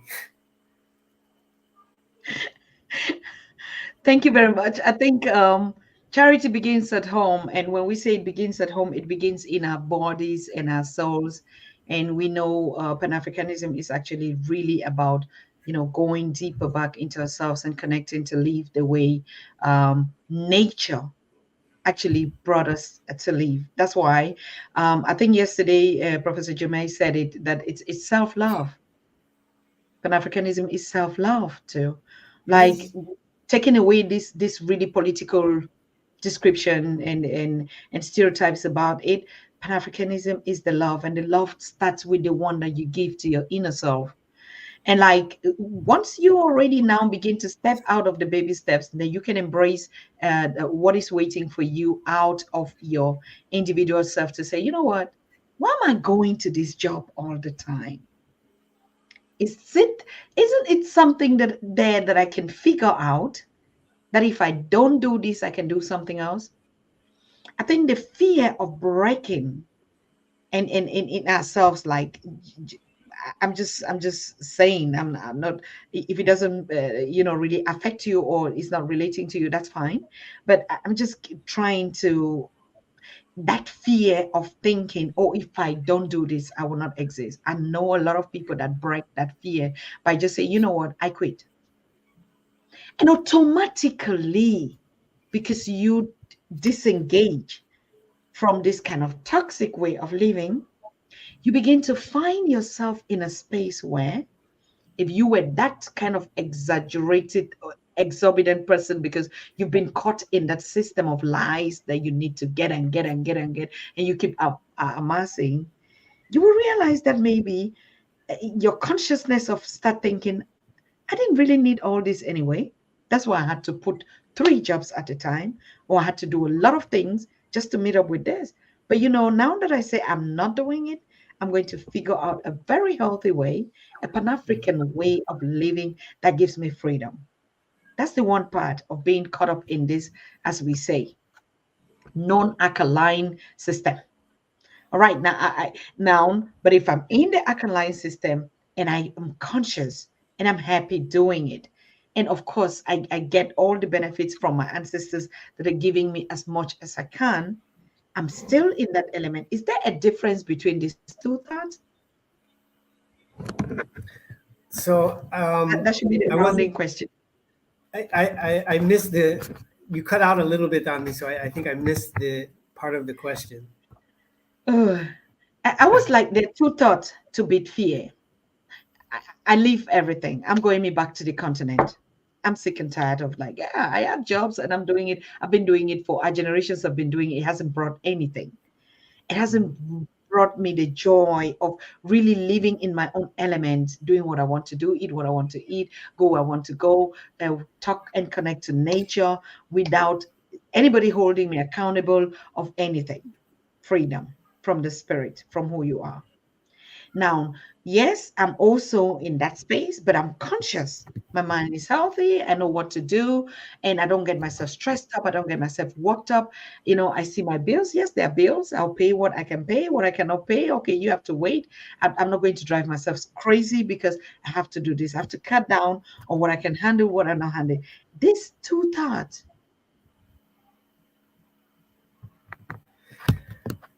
it's that word consciousness is a big word, okay? And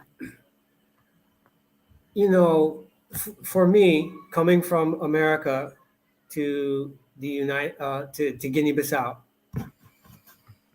if I was of one mindset and I had a certain ways, life would be very, very difficult. I would experience my life in Guinea-Bissau would be very, very difficult. Okay, so our consciousness is a determining factor on how we experience things. We can have the same experience, but if we have two different consciousness, right, we can go through the same thing, but what we get out of it is different. Why is it that some people always seem to be joyful and happy and can maintain that, even when things aren't going the way they want them to? And other people, they never seem joyful and happy, even if they have all the great material benefits of the world. So this is getting to the heart of what you're talking about. Now, when you were talking, you had said something earlier, and I couldn't have said it better myself. You were making great points. But at the end of the day, I'm going to say this, right? Yes, we have individuals who can look, our life is a struggle. The reason why our life as African people is a struggle is because of colonialism and neo-colonialism and the fact that we don't have sovereign machinery. Yes. So, no matter how talented you are, no matter how high your consciousness is, the overriding imperative is, until we have that sovereign machinery that can be employed to providing us the things that will make our lives easier and without the contradiction, and when it's easier, then we have that consciousness. It's less of a struggle. It's easier to maintain that consciousness. It's not an excuse. But Jume said something yesterday that was very important. He was talking about it doesn't take everybody. There are some people, it takes a critical mass of a certain amount of people with a certain level of consciousness who can totally transform and make things happen. Mm-hmm. We can't blame the people for the circumstances because they didn't create them. They're caught in a system. And we can never get away from the fact that, yes, we have these questions and we're talking in this conversation because we are in a system that we haven't extricated ourselves from. And this system is producing the contradictions that causing so much trauma in these situations. So again, right now, until we eliminate that system, the best we can do is help people to manage it well. So yes, you can go every day to that 9-to-5 job because that's what gives you the resources.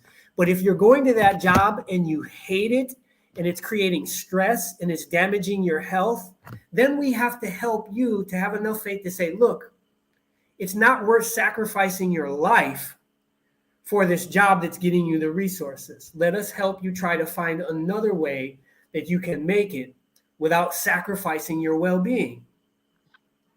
Okay, that transition is not obvious to everyone. Some people do it and they do it successfully. Some people do it and they really struggle. Some people do it and they fail. Let's just be honest. That's true. Because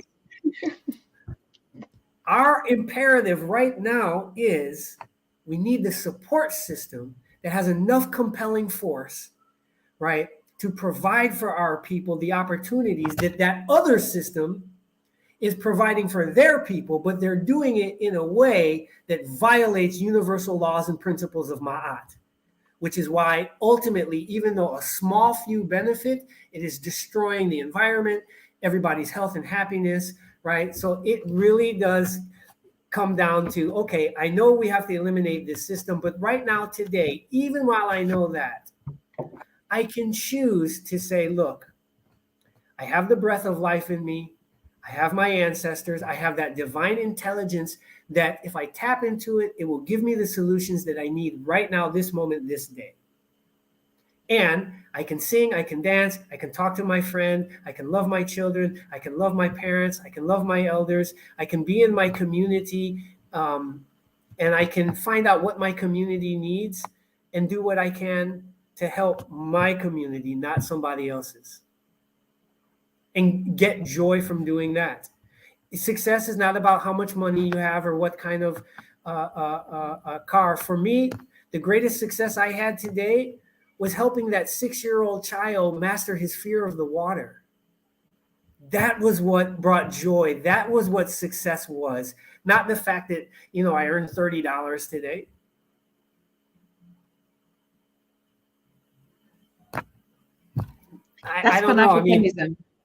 it's That's Pan-Africanism. Pan-Africanism. The Ubuntu spirit of I am because we are, that's just what we're concluding to say. That's Pan-Africanism. And that's a spirit that we can use to beat neo-colonialism. I mean, like, it starts with the system of, that's what your organization, Brother Jomel, was trying to say. We are building these coalitions. We need to start training, even the role of women, to take care of all these things, the role, just like our ancestors did. Everybody had defined roles.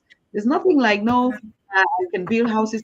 Yes, of course you can do that. But if we are to raise this beautiful generation, somebody will have to Man, stick to their African role. women are so amazing. I happen to live in a house that's by African women.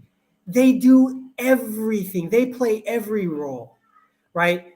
We need somebody to go out and negotiate business and go haggle in the market and get the best prices. It's not me that does that, right? It's the woman does that. We need someone to take a little bit of something and make something to eat that tastes good. It's not me that does that. It's the women do that. We need somebody to make a fire. We need somebody. Man, women in Africa are so dynamic. They do everything. Some of them are going to be the administrators, the leaders. They're not going to be the ones that are cooking and cleaning. They're the ones in front of the computer or on the phone or negotiating a business deal. So some of them have that role. Some of them are great at all of the domestic.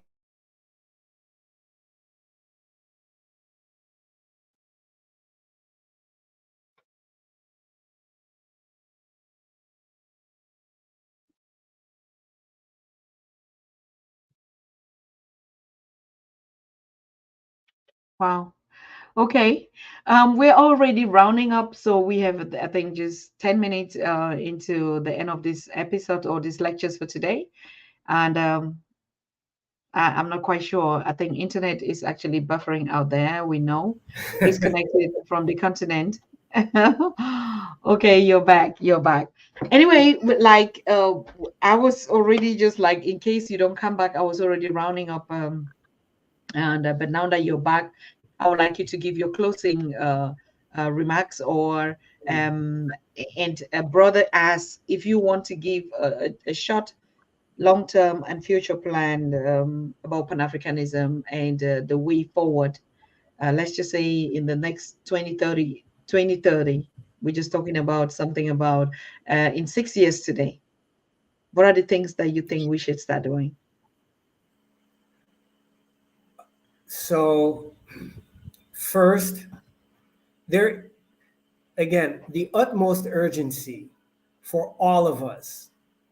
None of us have any collective sovereignty. So everything that I'm about to say, right, is with the realization that for the widest good, all of us as African people globally, the great Pan-Africanist said that as a Black man or as an African anywhere on the planet, you will never be respected until Africa is powerful.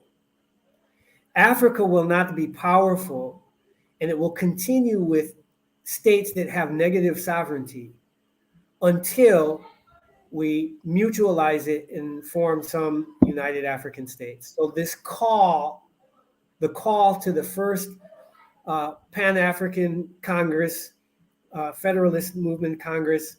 I need to be sharp on my nomenclature, but this call, right, to establish the body who will ultimately bring about this united African states. Without that, African people, those at home and those abroad, we won't have the compelling force that we need to bring about the African Renaissance, which is that period of positive joy, hopefulness, that we can do all the things that we want to do under our own power, using our own resources without interference from anyone. We all want that. And we have people smart enough to figure out how to bring that about, at least lay the foundations for that in the next 2, 3, 5 years. Right? We have people that know this is the process, this is the steps, and here's the role of the people in doing that. We should be optimistic and hopeful because we see evidence. For example, in the West African region, we see evidence of young leaders, bold leaders willing to take risks. People are waking up to the system of neo-colonialism more and more. So we should be, and we're understanding that, yes, we do have all of the resources in our continent. So we should be hopeful and upful that the immediate future, the short term, midterm, and long term is going to be better each and every year. 2024 is going to be better than 2023. Yes, we still have a lot of neo-colonial leaders. We still have states with negative sovereignty who are not Pan-African.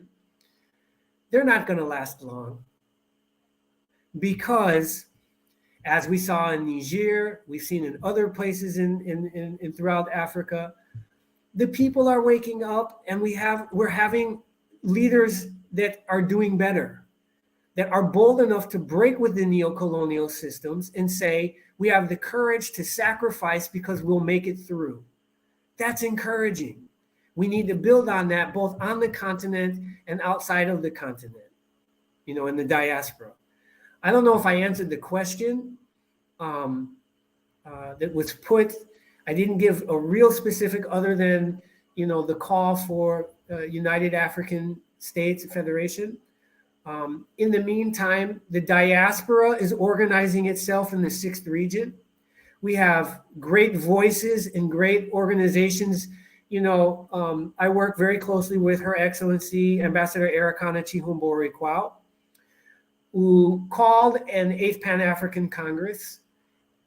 We are working to try to harmonize. There are all of these congresses that are taking place that are working in these silos. And we have people who understand the benefit of connecting all of them under one kind of harmonized entity or structure. That's happening in the AU 6th region, but it's also happening among Pan-Africanists. This is encouraging. I'm involved in that.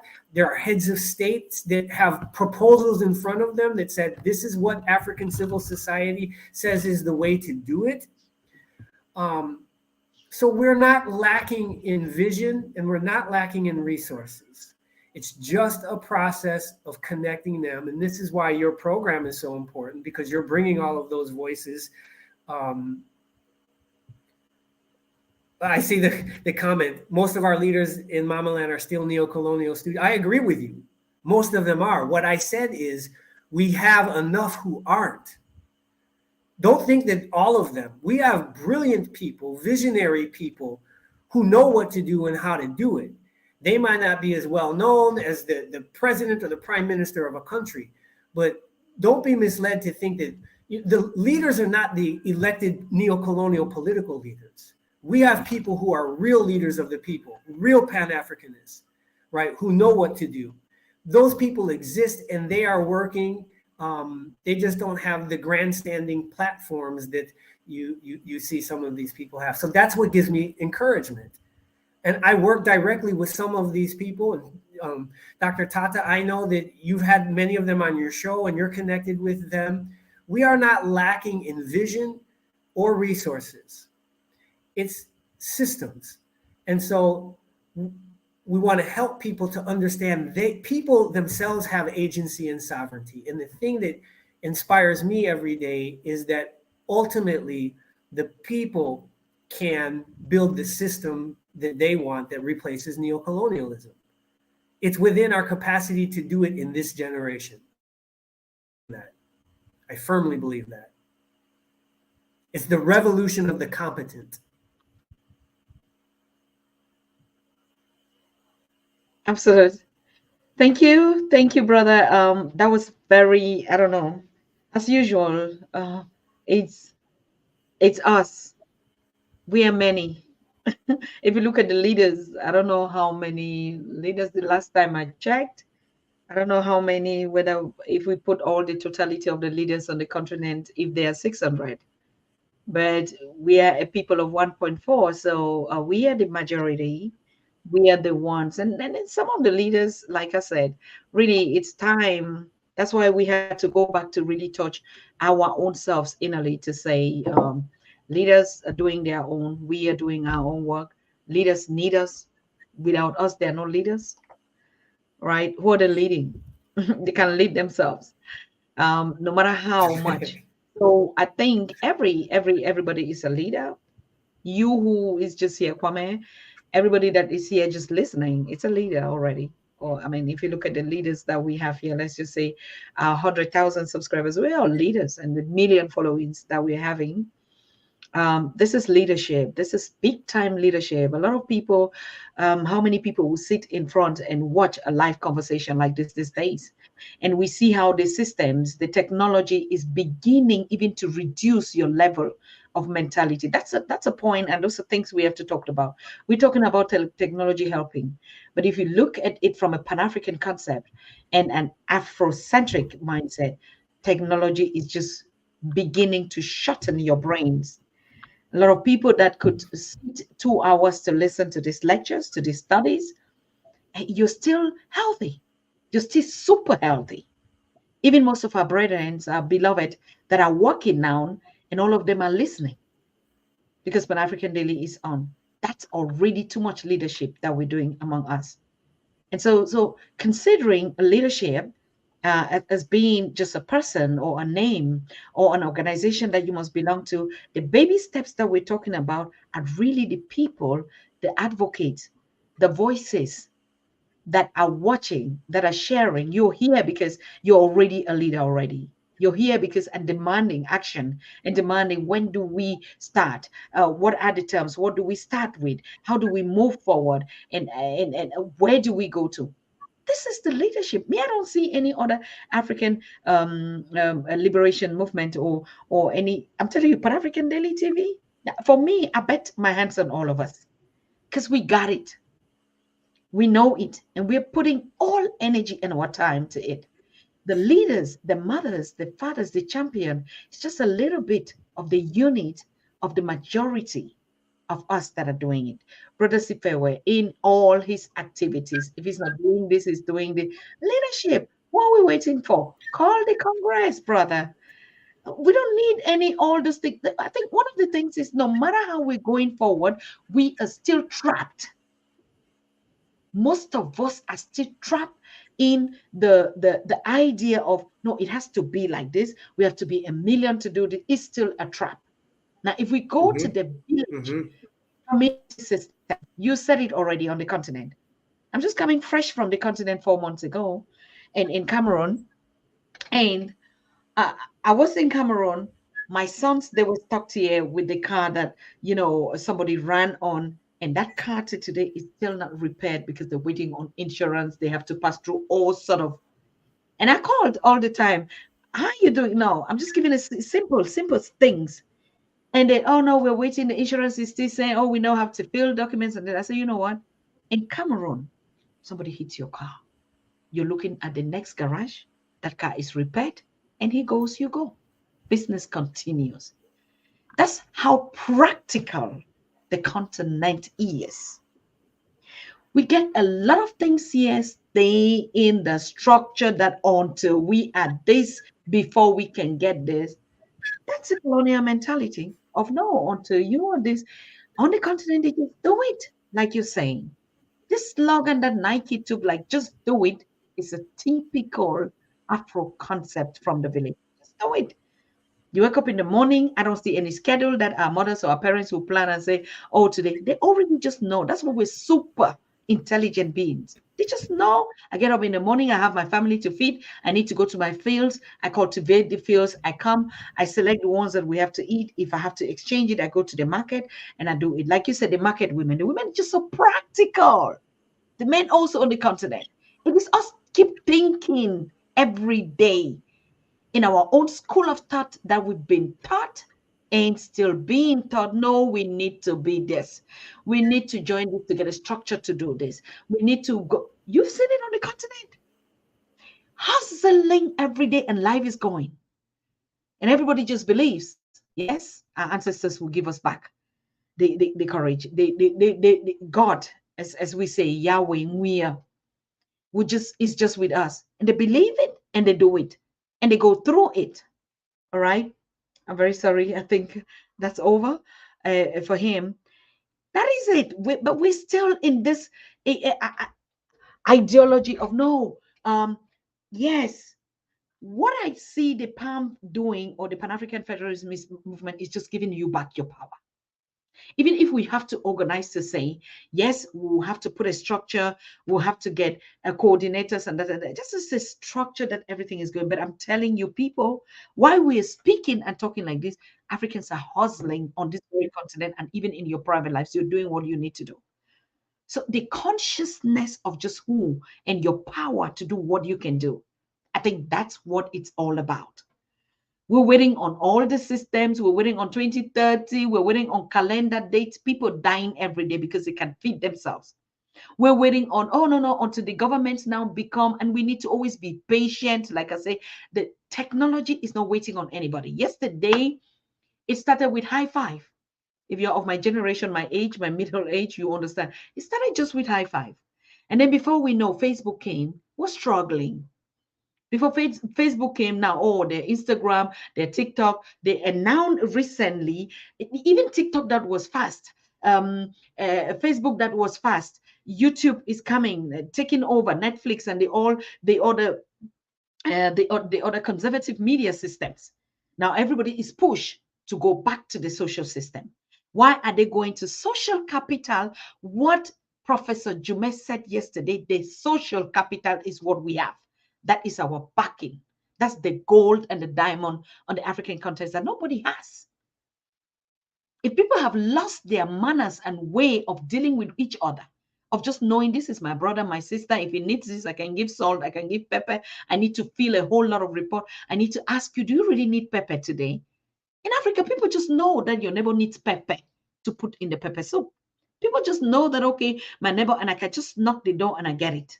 Why are we so complicated? That's why I agree every little thing Professor Jume was saying yesterday. Our intellectuals, this too much.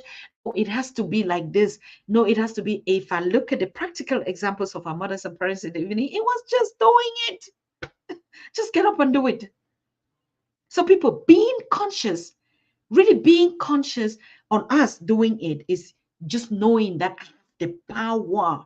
Sovereignty is a word, is the political, economic word that we will build under that structure. But for you and every other person, honestly, take it simple. Being Pan-African, being African is just being simple. It's just taking it easy on yourself. It's just doing the things you love doing. Living your fantasies, your dream. You want to paint, you paint. You want to drum today, I drum. You know, like he said, he got into the Rastafari community because it's so easy. They say everything is just easy. One love, man. You know, give me a little bit and I give you a little bit and everything's just fine. I don't care how you say I look shabby. I don't care how you say my locks are growing wild. I don't want to be you, that civilized person. I have to be in a coat and suit. I have to run this on errands. I have to be a corporate. I have to be just some kind of mess crap. Use your power as an African and know that you are, because there are millions of people, and know you can make it because you have great stories to say about the Marcus Garveys, about the queens that liberate your people. They did not wait for a sovereignty.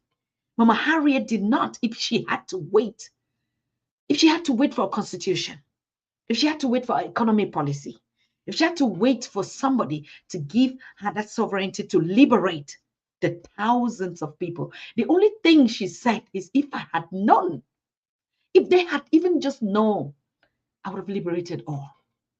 We are still trapped in it today. We're still we have to wait to know that it has to be like this. From the way I understood what the great professor and this brother is teaching us today, we're not going to wait for 2030, like Masha is saying. Yeah, what do we need for the basic steps today? No. Start it now. Just do it. The continent is already good. The continent is fine. The continent is evolving. The continent is just, it needs the same consciousness that we are gaining, because when they enslaved us, they colonized them. And they start losing that touch of the power. But because they are in the natural environment, they still connect a lot. They're still not in this artificial illusion life here, living fake and fake and fake. Are not, oh, I'm doing well, oh, I'm doing this. But you come, your soul is telling you your body is weighing out. We are all aging. What are we leaving behind? So I think the motivation, the inspiration that we sit here one day, even your text, just greeting one another. I keep telling you all these are basic things. That's why for me, there are no warriors and there are no champions that us that are here. And everybody that is Pan-African and looks for the time to say, I need to get this knowledge for myself. I need to grab a lot from the speakers, from our teachers that are coming here. I know who I am. They will not tell you a million times to know who you are. So I try to put it in a kind of a simple format, because my idea is, yes, we have Christians and we say, oh, Christianity was bad because the Bible was this. Now, how do I do with those that, yes, have already embraced it in the church like I used to also be? But if I'm conscious, if you, that Christian, is conscious of who you are, honestly, then when you listen to Sinaj, I know who I am. Because I know who I am. Honestly, as a Pan-African, because all those messages were Pan-African messages, the spirituals, breaking away from this mentality of colonialism and slavery. Then when you listen to Sinaj, you listen it differently. You know, say, no, this is a gospel song. You know, I'm not inspired by it. Or from our brothers sing Gyre. I'm just enough. What is that? It's not because, okay, it's a gospel song that is related to the church and the Bible. No, I will not listen it. Now I have to go and look for the drumming songs that's really. But if you are just conscious and you know who I am, I'm telling you, all the things that you used to do in the past, you translate it into your daily life today. You are a better person and you attach the power into it. Like he just said, like the brother just said, I'm coming from the continent. I sit every day and I look and say, what does this continent really need? Nothing. Yes, because the people put you, oh, we are not feeding our people. Who is not going hunger? Don't we see white people dying of hunger too? Don't we see white countries and neighboring countries dying also of hunger? Is their politics correct? No. Is their politics really that suitable? Then what are they fighting for in Africa and all this? So the whole world is struggling. The systems are struggling. And even the person that they keep taking from is your know-how, because you're not using that power. You're not using that knowledge of who you are. You're not using to connect to your environment, to love just the red earth. Now here, we're all tied all our rope with some kind of plastic things and we drive on it. And we imagine we need to connect to nature. No. Now, even to get the privilege to connect, you need to walk barefooted into spaces that still make you human so you can connect back to nature. You need to look for a river. Are there original rivers out here? Please ask yourself. Everything is just made. Even plantations that we used to look at, we look at it and look at some greenish and like, oh my God, this is beautiful. And before you know, it was all planted and nothing was beautiful in its natural form. The same people are same siblings, whether they're white or popular, they're looking for this power. And because we're not using it, they keep taking it away from us. We complain about the diamonds. What do we need this diamond? Professor Jume said it yesterday, to do with if I can't feed myself. What do you need with? Oh, I need to go and be investing in some mining. Do you know what to create a mining and invest in a mining? So you need to leave and begin to think, oh no, I need to work and then I need to save some money and then I buy me a mining and then I go now, I dig the money and then I'll become a billionaire. Stupid. I'm so sorry for me that I'm being so stupid on waiting when I don't even know how much time my ancestors have accorded me. And then we take that time and mix it with all foolishness and waste it all. And then they tell you, you know what, come home, please. No, you're just wasting time. What we send you to do, you've been derailed. And we've been patient and patient and patient and patient. I used to ask myself, why do people relax a lot on the continent and they just spend time, visiting one compound, eating and just doing this? Because that's the one basic thing, the need that we're all here. Because every other thing is secondary that we just amass. And at the end of the day, one small space that you just go back into the manure to remanufacture nature, which you came from. I don't know if I'm making sense. Sometimes we take the simple things that we need to just do better, our lives better, our continent. We make it so complicated. No, it has to be an organization. Yes, organizations are doing their work. Oh no, we have to give money to here so that then they collect it and then every little single African is made unique and has been given the wisdom of discernment.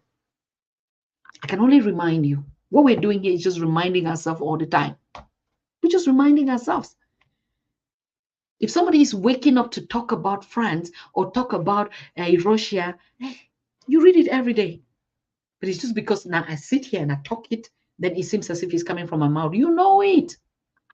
Wisdom, information, education is given to every one of us. And every one of us have that power. The million of African women go to farm every day, feed their children, live, and they still enjoy the most happiest life. Oh, you can see them in the cabaret, in the cultural attires, beautifully, whether it's in the church or any place, singing and happy and dancing and just being alive is enough. And while we sit here and manipulate with our own colonized mentality, seeing only the problems, seeing only how they're suffering, seeing only how, because somebody's just there in the background feeding your psyche every day. Feeding your psyche every day. Oh no, you're suffering. Oh no, you get from this and that. What if you just know who you are and you get up, even if you're doing your job, to be honest with you, if you know that you're African, you can clean the streets. It won't matter. It would not matter. You go on foot, it doesn't matter. If you know who you are, it doesn't matter.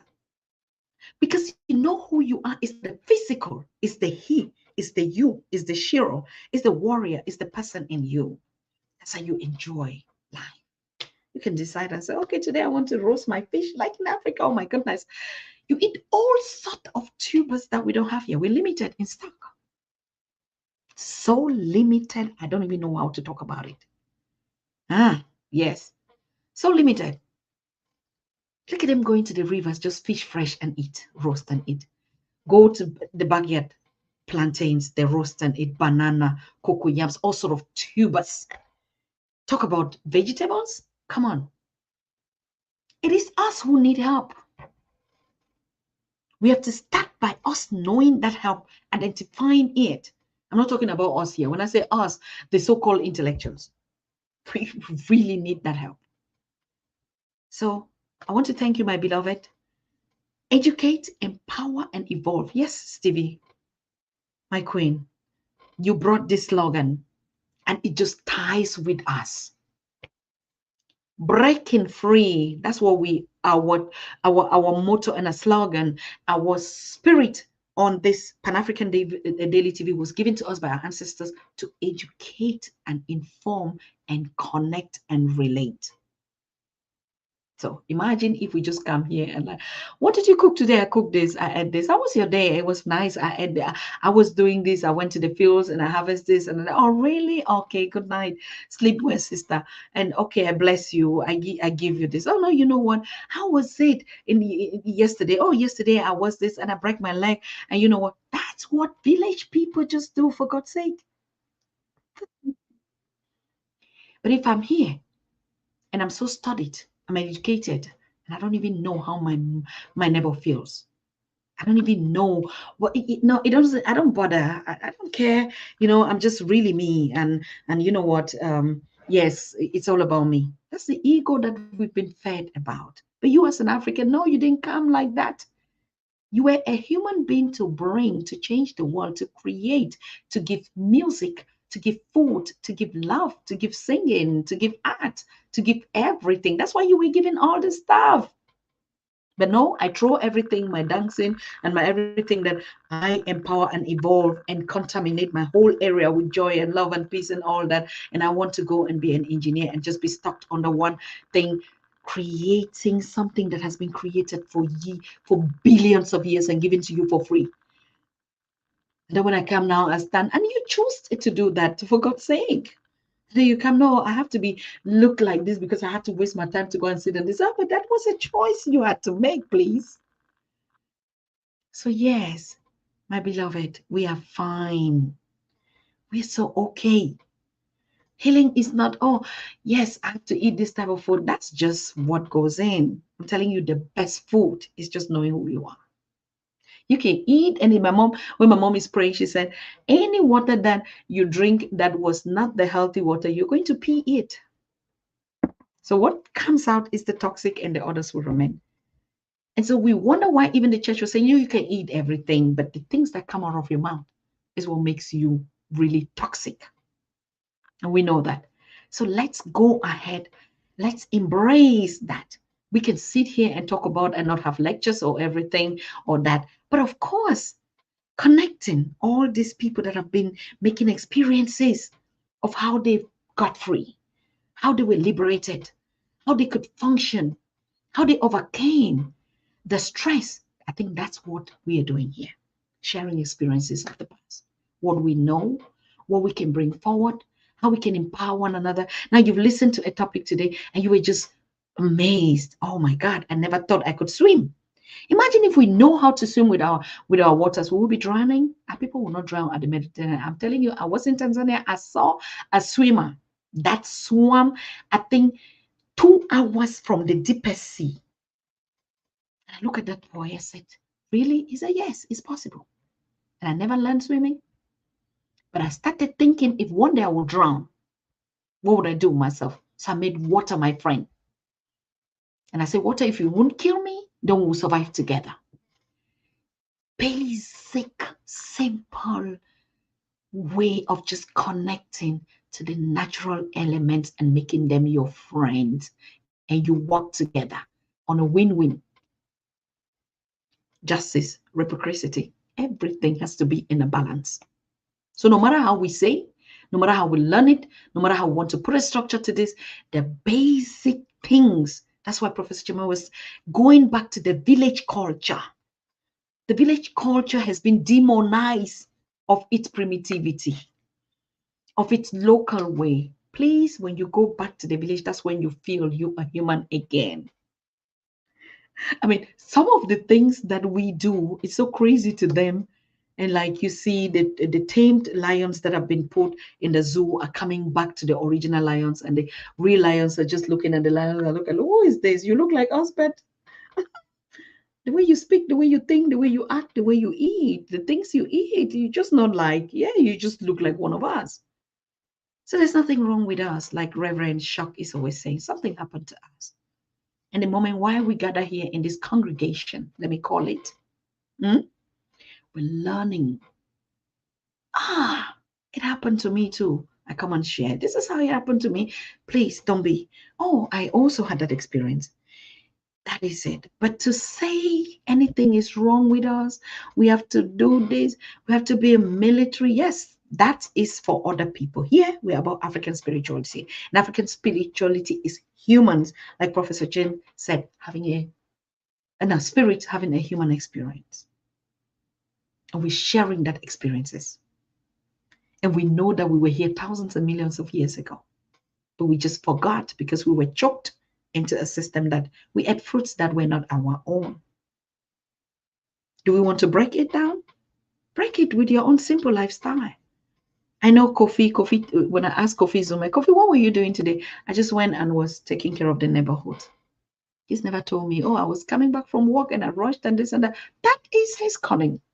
Taking care of the neighborhood, of the people, going to look for somebody and just ask. That's what happens on the continent. People are busy, just like you cannot just see somebody, hi, hi, and they just go.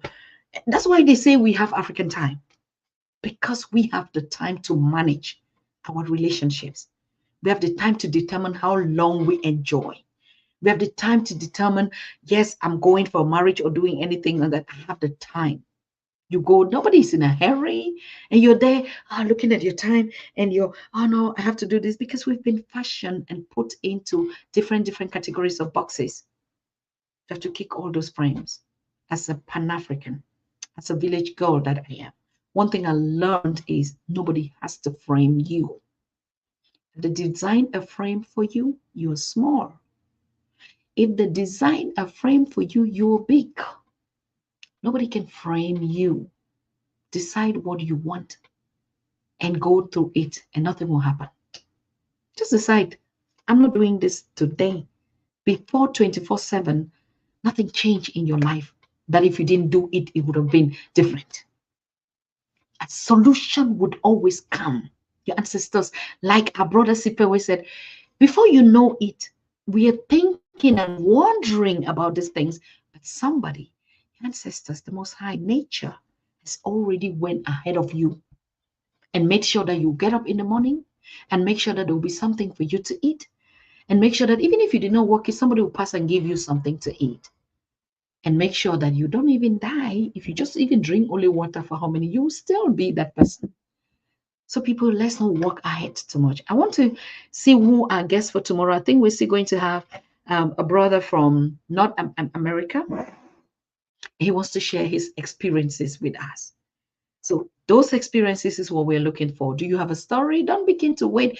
Oh no, because I see a lot of people even post like, Dr. Tata, are you having professors, researchers, author? I'm not an author. I'm not a professor. I'm not a doctor. I'm not a teacher. I'm not a this. I'm just me. So how can I be a guest on the show? I say, yes, please, just come.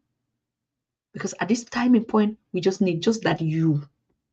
That element of you is what we need. So what I'm saying, you don't need to be this. Oh, I need to be politically correct because it's an intellectual platform. Who is not an intellectual? You just heard it yesterday. Brother Jumain, let the ball loose and rubbish all that. Because those are some of the fears that the commoners like us are always intimidated. I can speak really. I can, no, just come. And that's how the continent is. All right. No, I don't care. What about you? This? I'm this. Ah, really? Okay, fine. After all, in the village, when we used to hear about doctor, they know he's a native doctor. And a native doctor was not one that had to go to school to be given the gift of healing. So you say, I'm a doctor in this, and like in the village, because they brought those terms, like a doctor is somebody that heals, and we know a herbalist. But really never even knew how to write their names, but they could treat all sorts, heal bones and stuff like that. So when you even go to the village, I'm a doctor.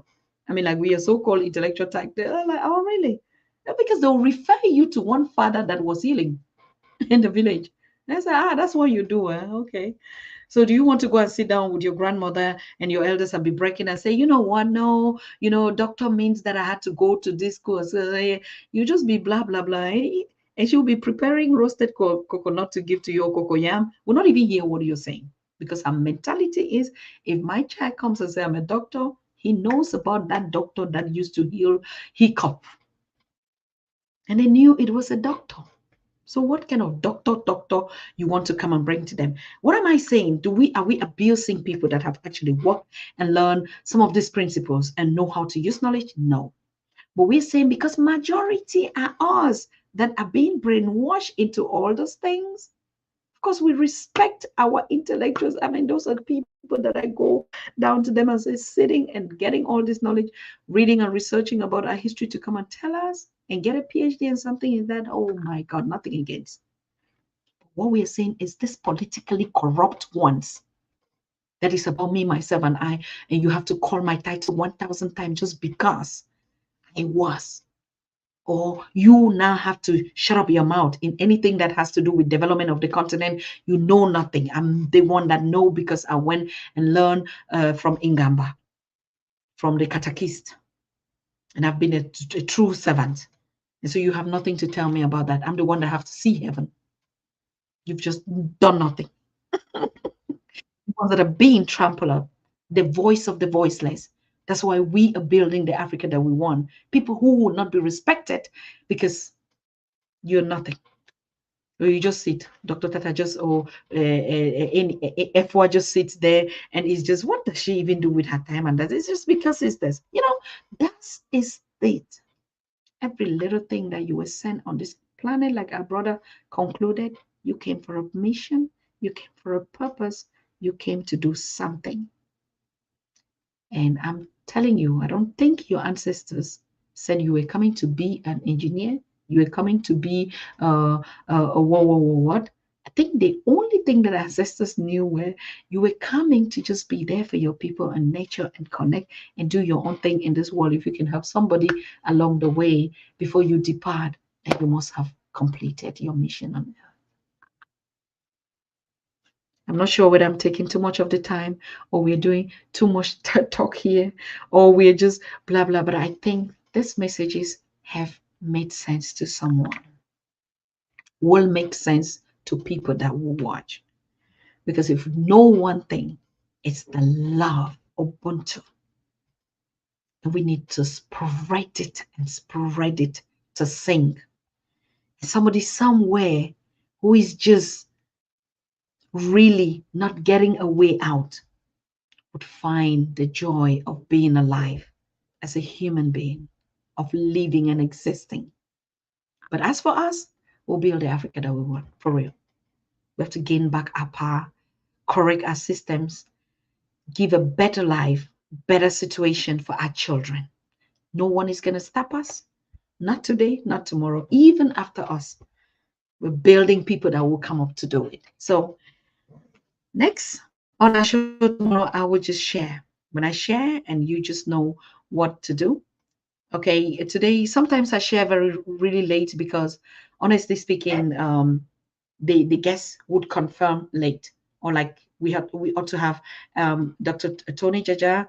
He reached out very late at about 5 p.m. my time when we're going in 3 hours, and then I had to hustle and get our brother whom I had already built. So that's how complicated, but not complicated. That's how Ubuntu. That's how we work. Very flexible according to our choices and not going through the timeline and the calendars. If not, we would not have a guest. We would not be having these conversations, isn't it? So thank you so very much. And yes, another one simple sentence. People, those of you, some of you are really, really annoyed. Like, Dr. Tata, we're right. We need to support. We need to give you support. We need to give Pan-African Daily support, not just me. I mean, the running the programs and stuff like that is difficult even. I keep telling you on the show, doing what we're doing and then going to manage finance and then going to see how we get it. It's difficult. It's too much work even just to go and sign out for somebody to say, create an account and say this. And we keep running it every day on the show. Our PayPal is this, and this and this and this. Please, if you can't do, if you cannot, it's all right. Don't feel left behind. But if you move to say, okay, I want to support because being here, and there's something I can give to get something, that's fine.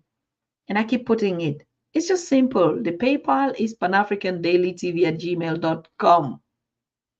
The PayPal is panafricandaily@gmail.com. We don't have those privileges again, like super chat where we used to. We've been disabled from all those financial benefits that YouTube was taking us as a creator. But they, I think, in the cost of the time, they just realize now these ones are more than creator. These are educative platforms and stuff like that. We cannot. So sponsors of art that we used to put on any kind of rubbish that you were doing or entertainment or just doing all the kind of content that are pleasing to them would. But people like us that are really actually out to liberate, and they consider us breaking their standards because we're always talking about things that never we should have talked about. All right. So we're good. Like we say, our sisters take care in one way or the other. So peace to Kupamaja to all of you people. And we gather here tomorrow. Those that have time, if you don't have time, you watch the next episode or yeah, on our shows. So I want to thank you, all of you. I see you, you're still here. Oh, I mean, I think some people are really tired, like they're sleeping already. Me too. It's really late out here, but it's always a pleasure. Why should I hurry myself into my grave? It's better.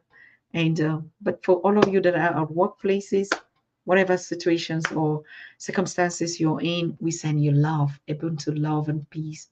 Those that are in the hospital struggling with whatever, those that cannot feed themselves, those that have challenges in marriages, in home and children, we in the name of Pan African Daily are sending you love and peace and healing, okay, and power in your own struggles, in everywhere that you think you need help.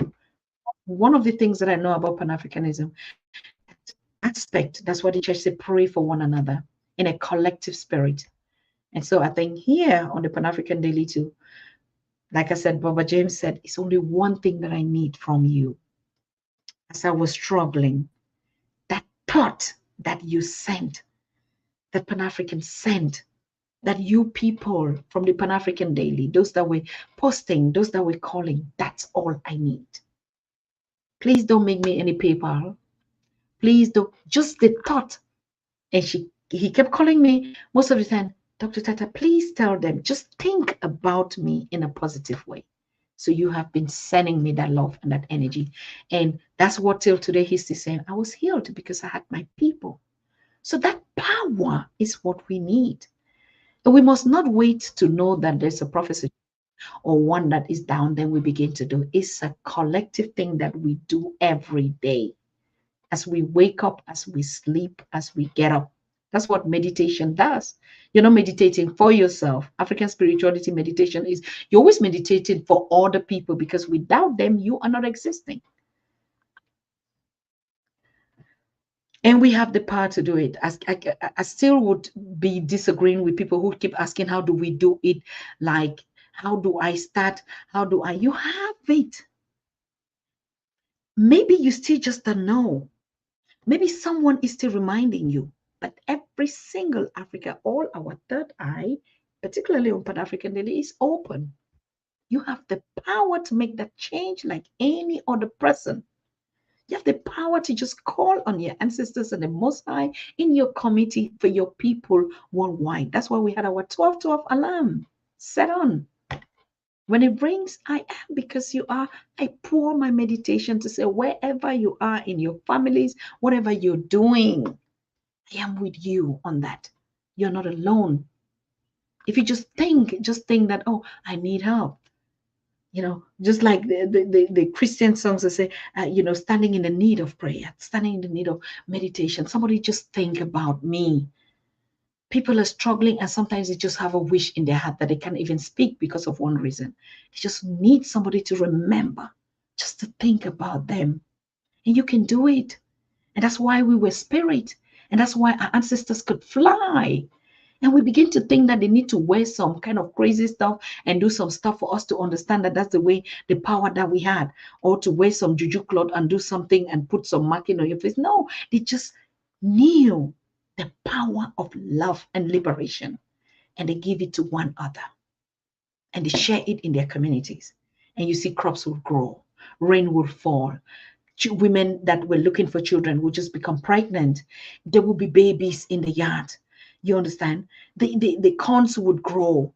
Enemies will not attack them because the spirit of unism was actually a collective spirit. When I wake up, I'm doing that meditation for one another, and I put my people in the focus of that.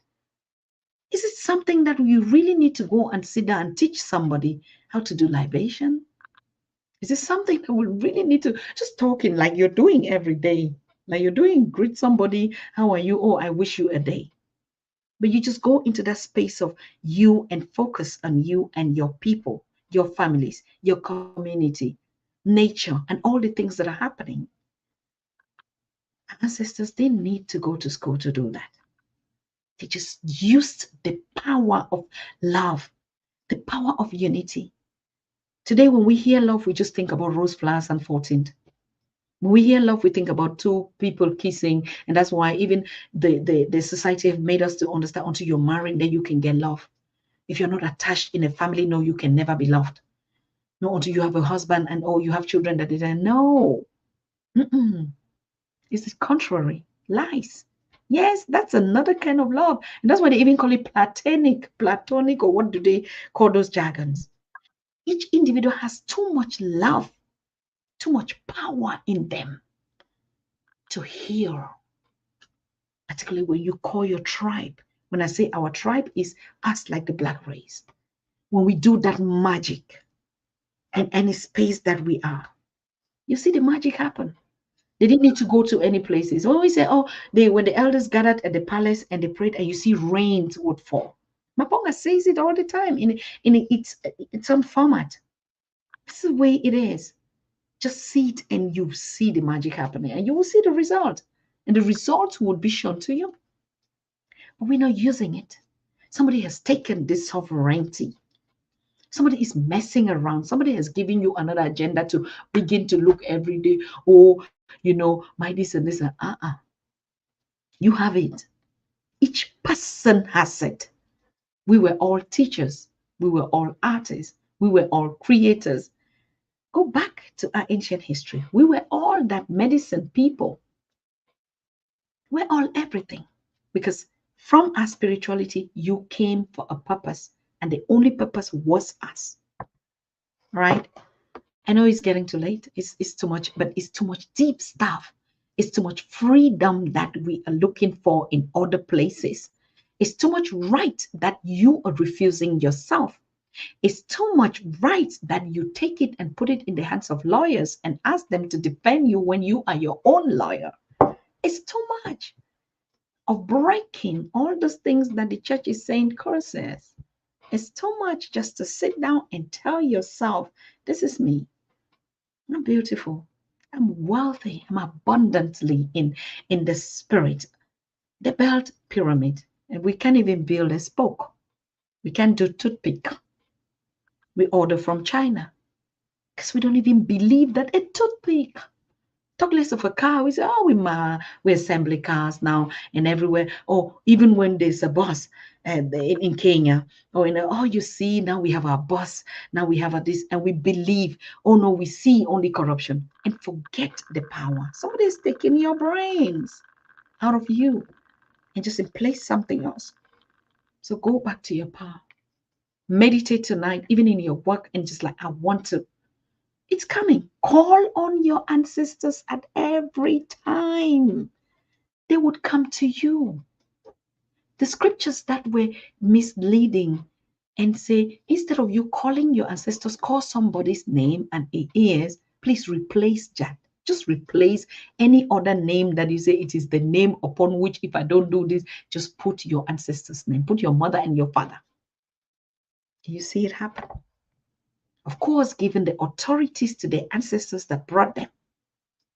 It will. There's water on it. So we have it, people. Let's not be looking at it somewhere else. That's why we keep blaming leaders are corrupt. It is leaders that have our problem. You have your own power to live as you want, to be happy as you want, to be with who you want, to marry who you want. Your children that are being blessed from anything that you have, come the way they come, accept them the way they are. Give them love. If they were dull, they will be so clever. The moment you keep telling them, oh, I told my son, because in the schools that we came and out here and we were, because they were different, as we arrived, they keep looking at them. Oh, they are slow. They are hyper. They are active too much. Oh, they don't know how to do this. Oh, they are slow. They cannot do mathematics, particularly Germany. Germany is just a science country. If you don't know math, you don't know chemistry, you don't know physics, please, out of here. So, oh, they cannot.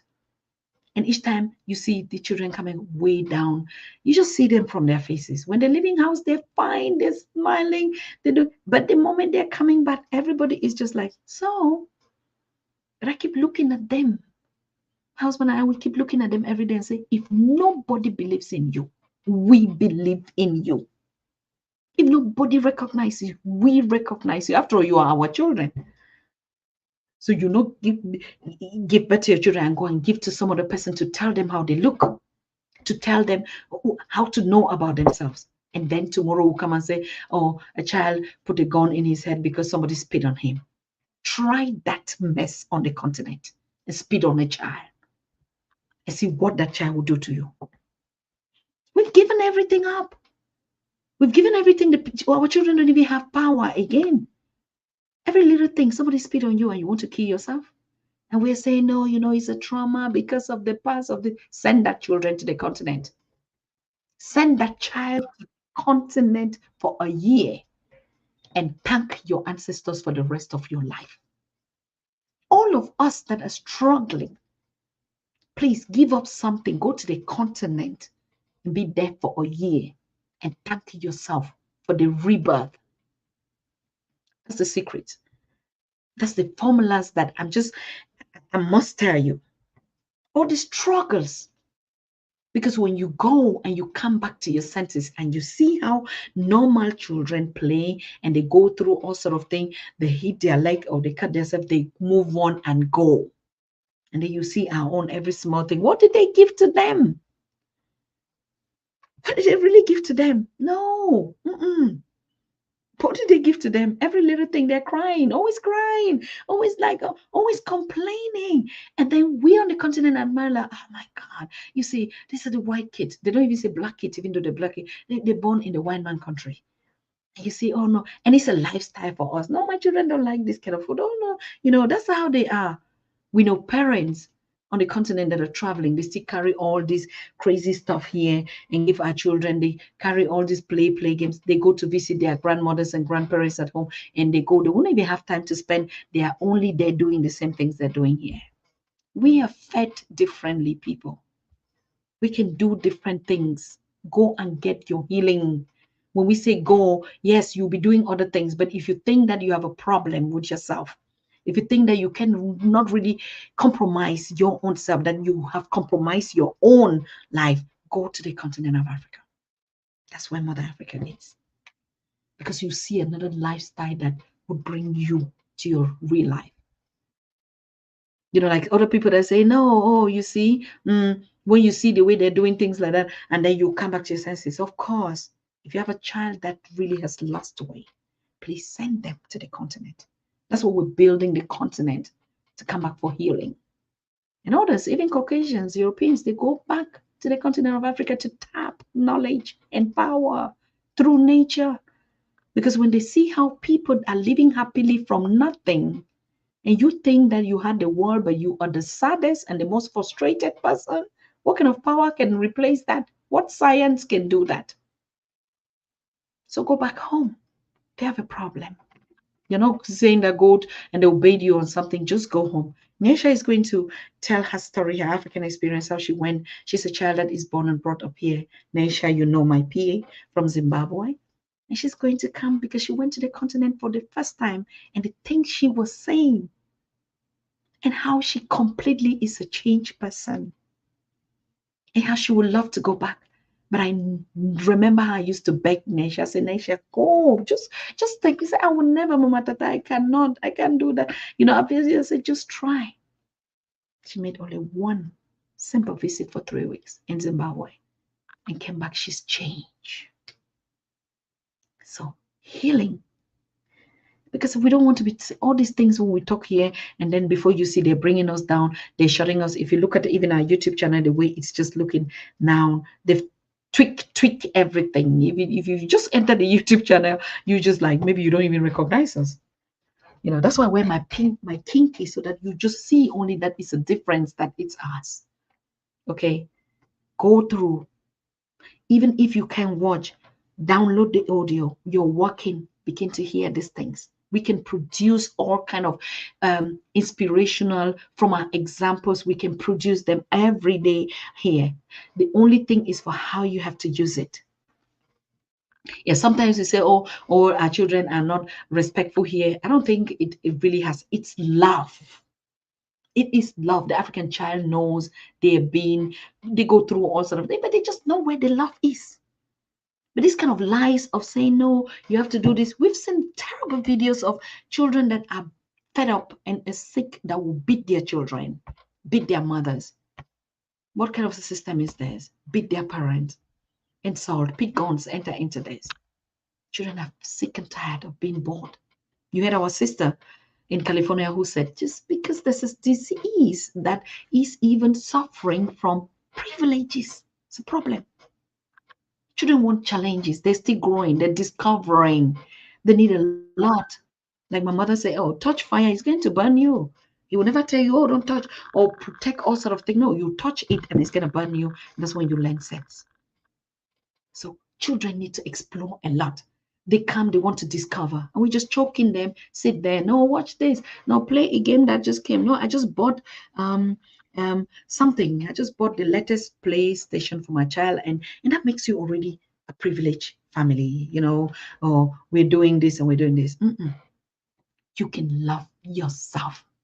You don't need somebody to love you because the love that you have is enough. But you need a complement. You need a partner. If you really, that's what you need. We have enough time, like us children, mothers. That's why it takes us time. Some people think that, oh no, they're like that because they cannot make it, they cannot find a man. No, women are busy building a lot. They don't even have time for themselves.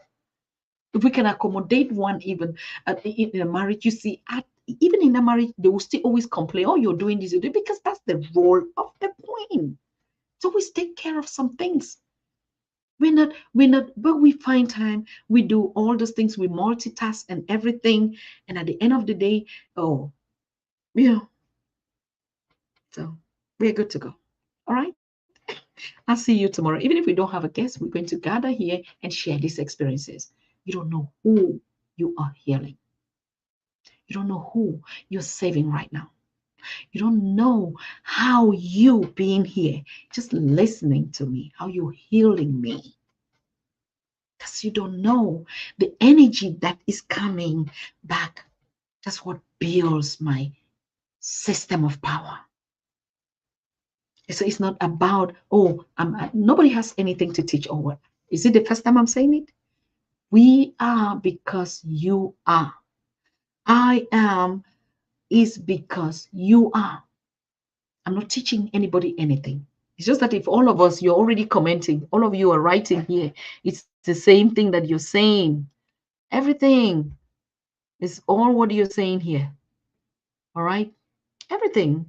I'm saying my own because I'm in front of the camera. You're saying your own in the text and everything that we're going through. So everything.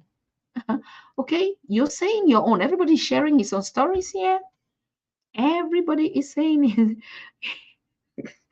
because I'm now thinking about Cameroon, Ndolesta. Yes, I'm going to be telling you some events. I think there's even a Pan-African award, something, and the brother will be coming live in Cameroon. For those of you really who want to say, I have some ticket, I can just go to Cameroon. This Cameroon I've been hearing about. You go to Douala. There's going to be a Pan-African award, and I think they're inviting Pan-African Daily to host that award. It's going to be in December.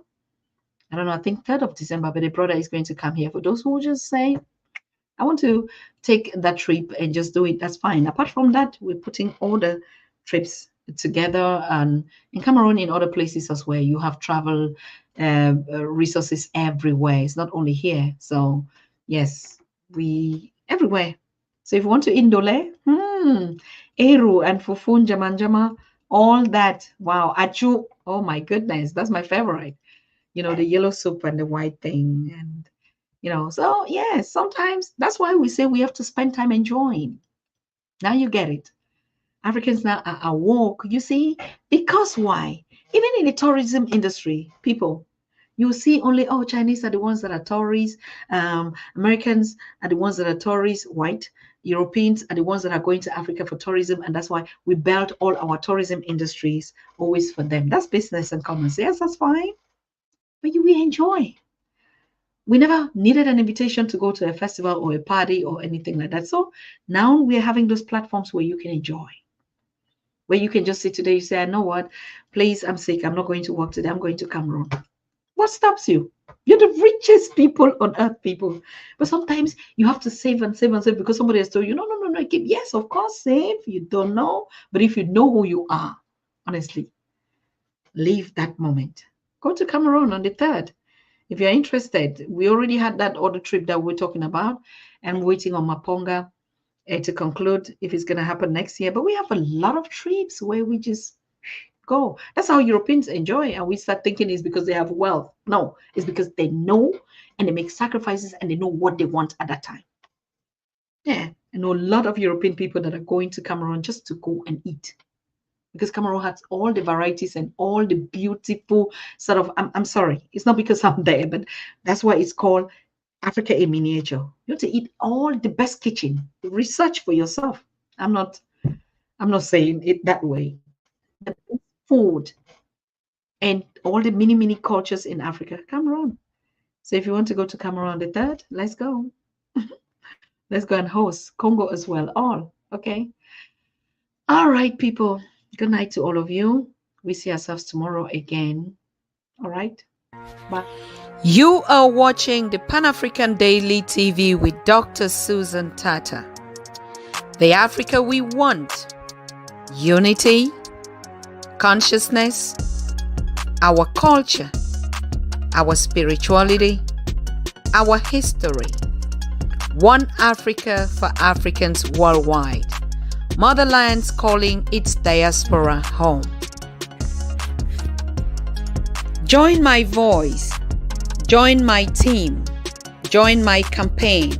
Campaign 21 hashtag 1 million subscribers on the Pan-African Daily TV YouTube. Be a volunteer. Apply now. Be the new Africa.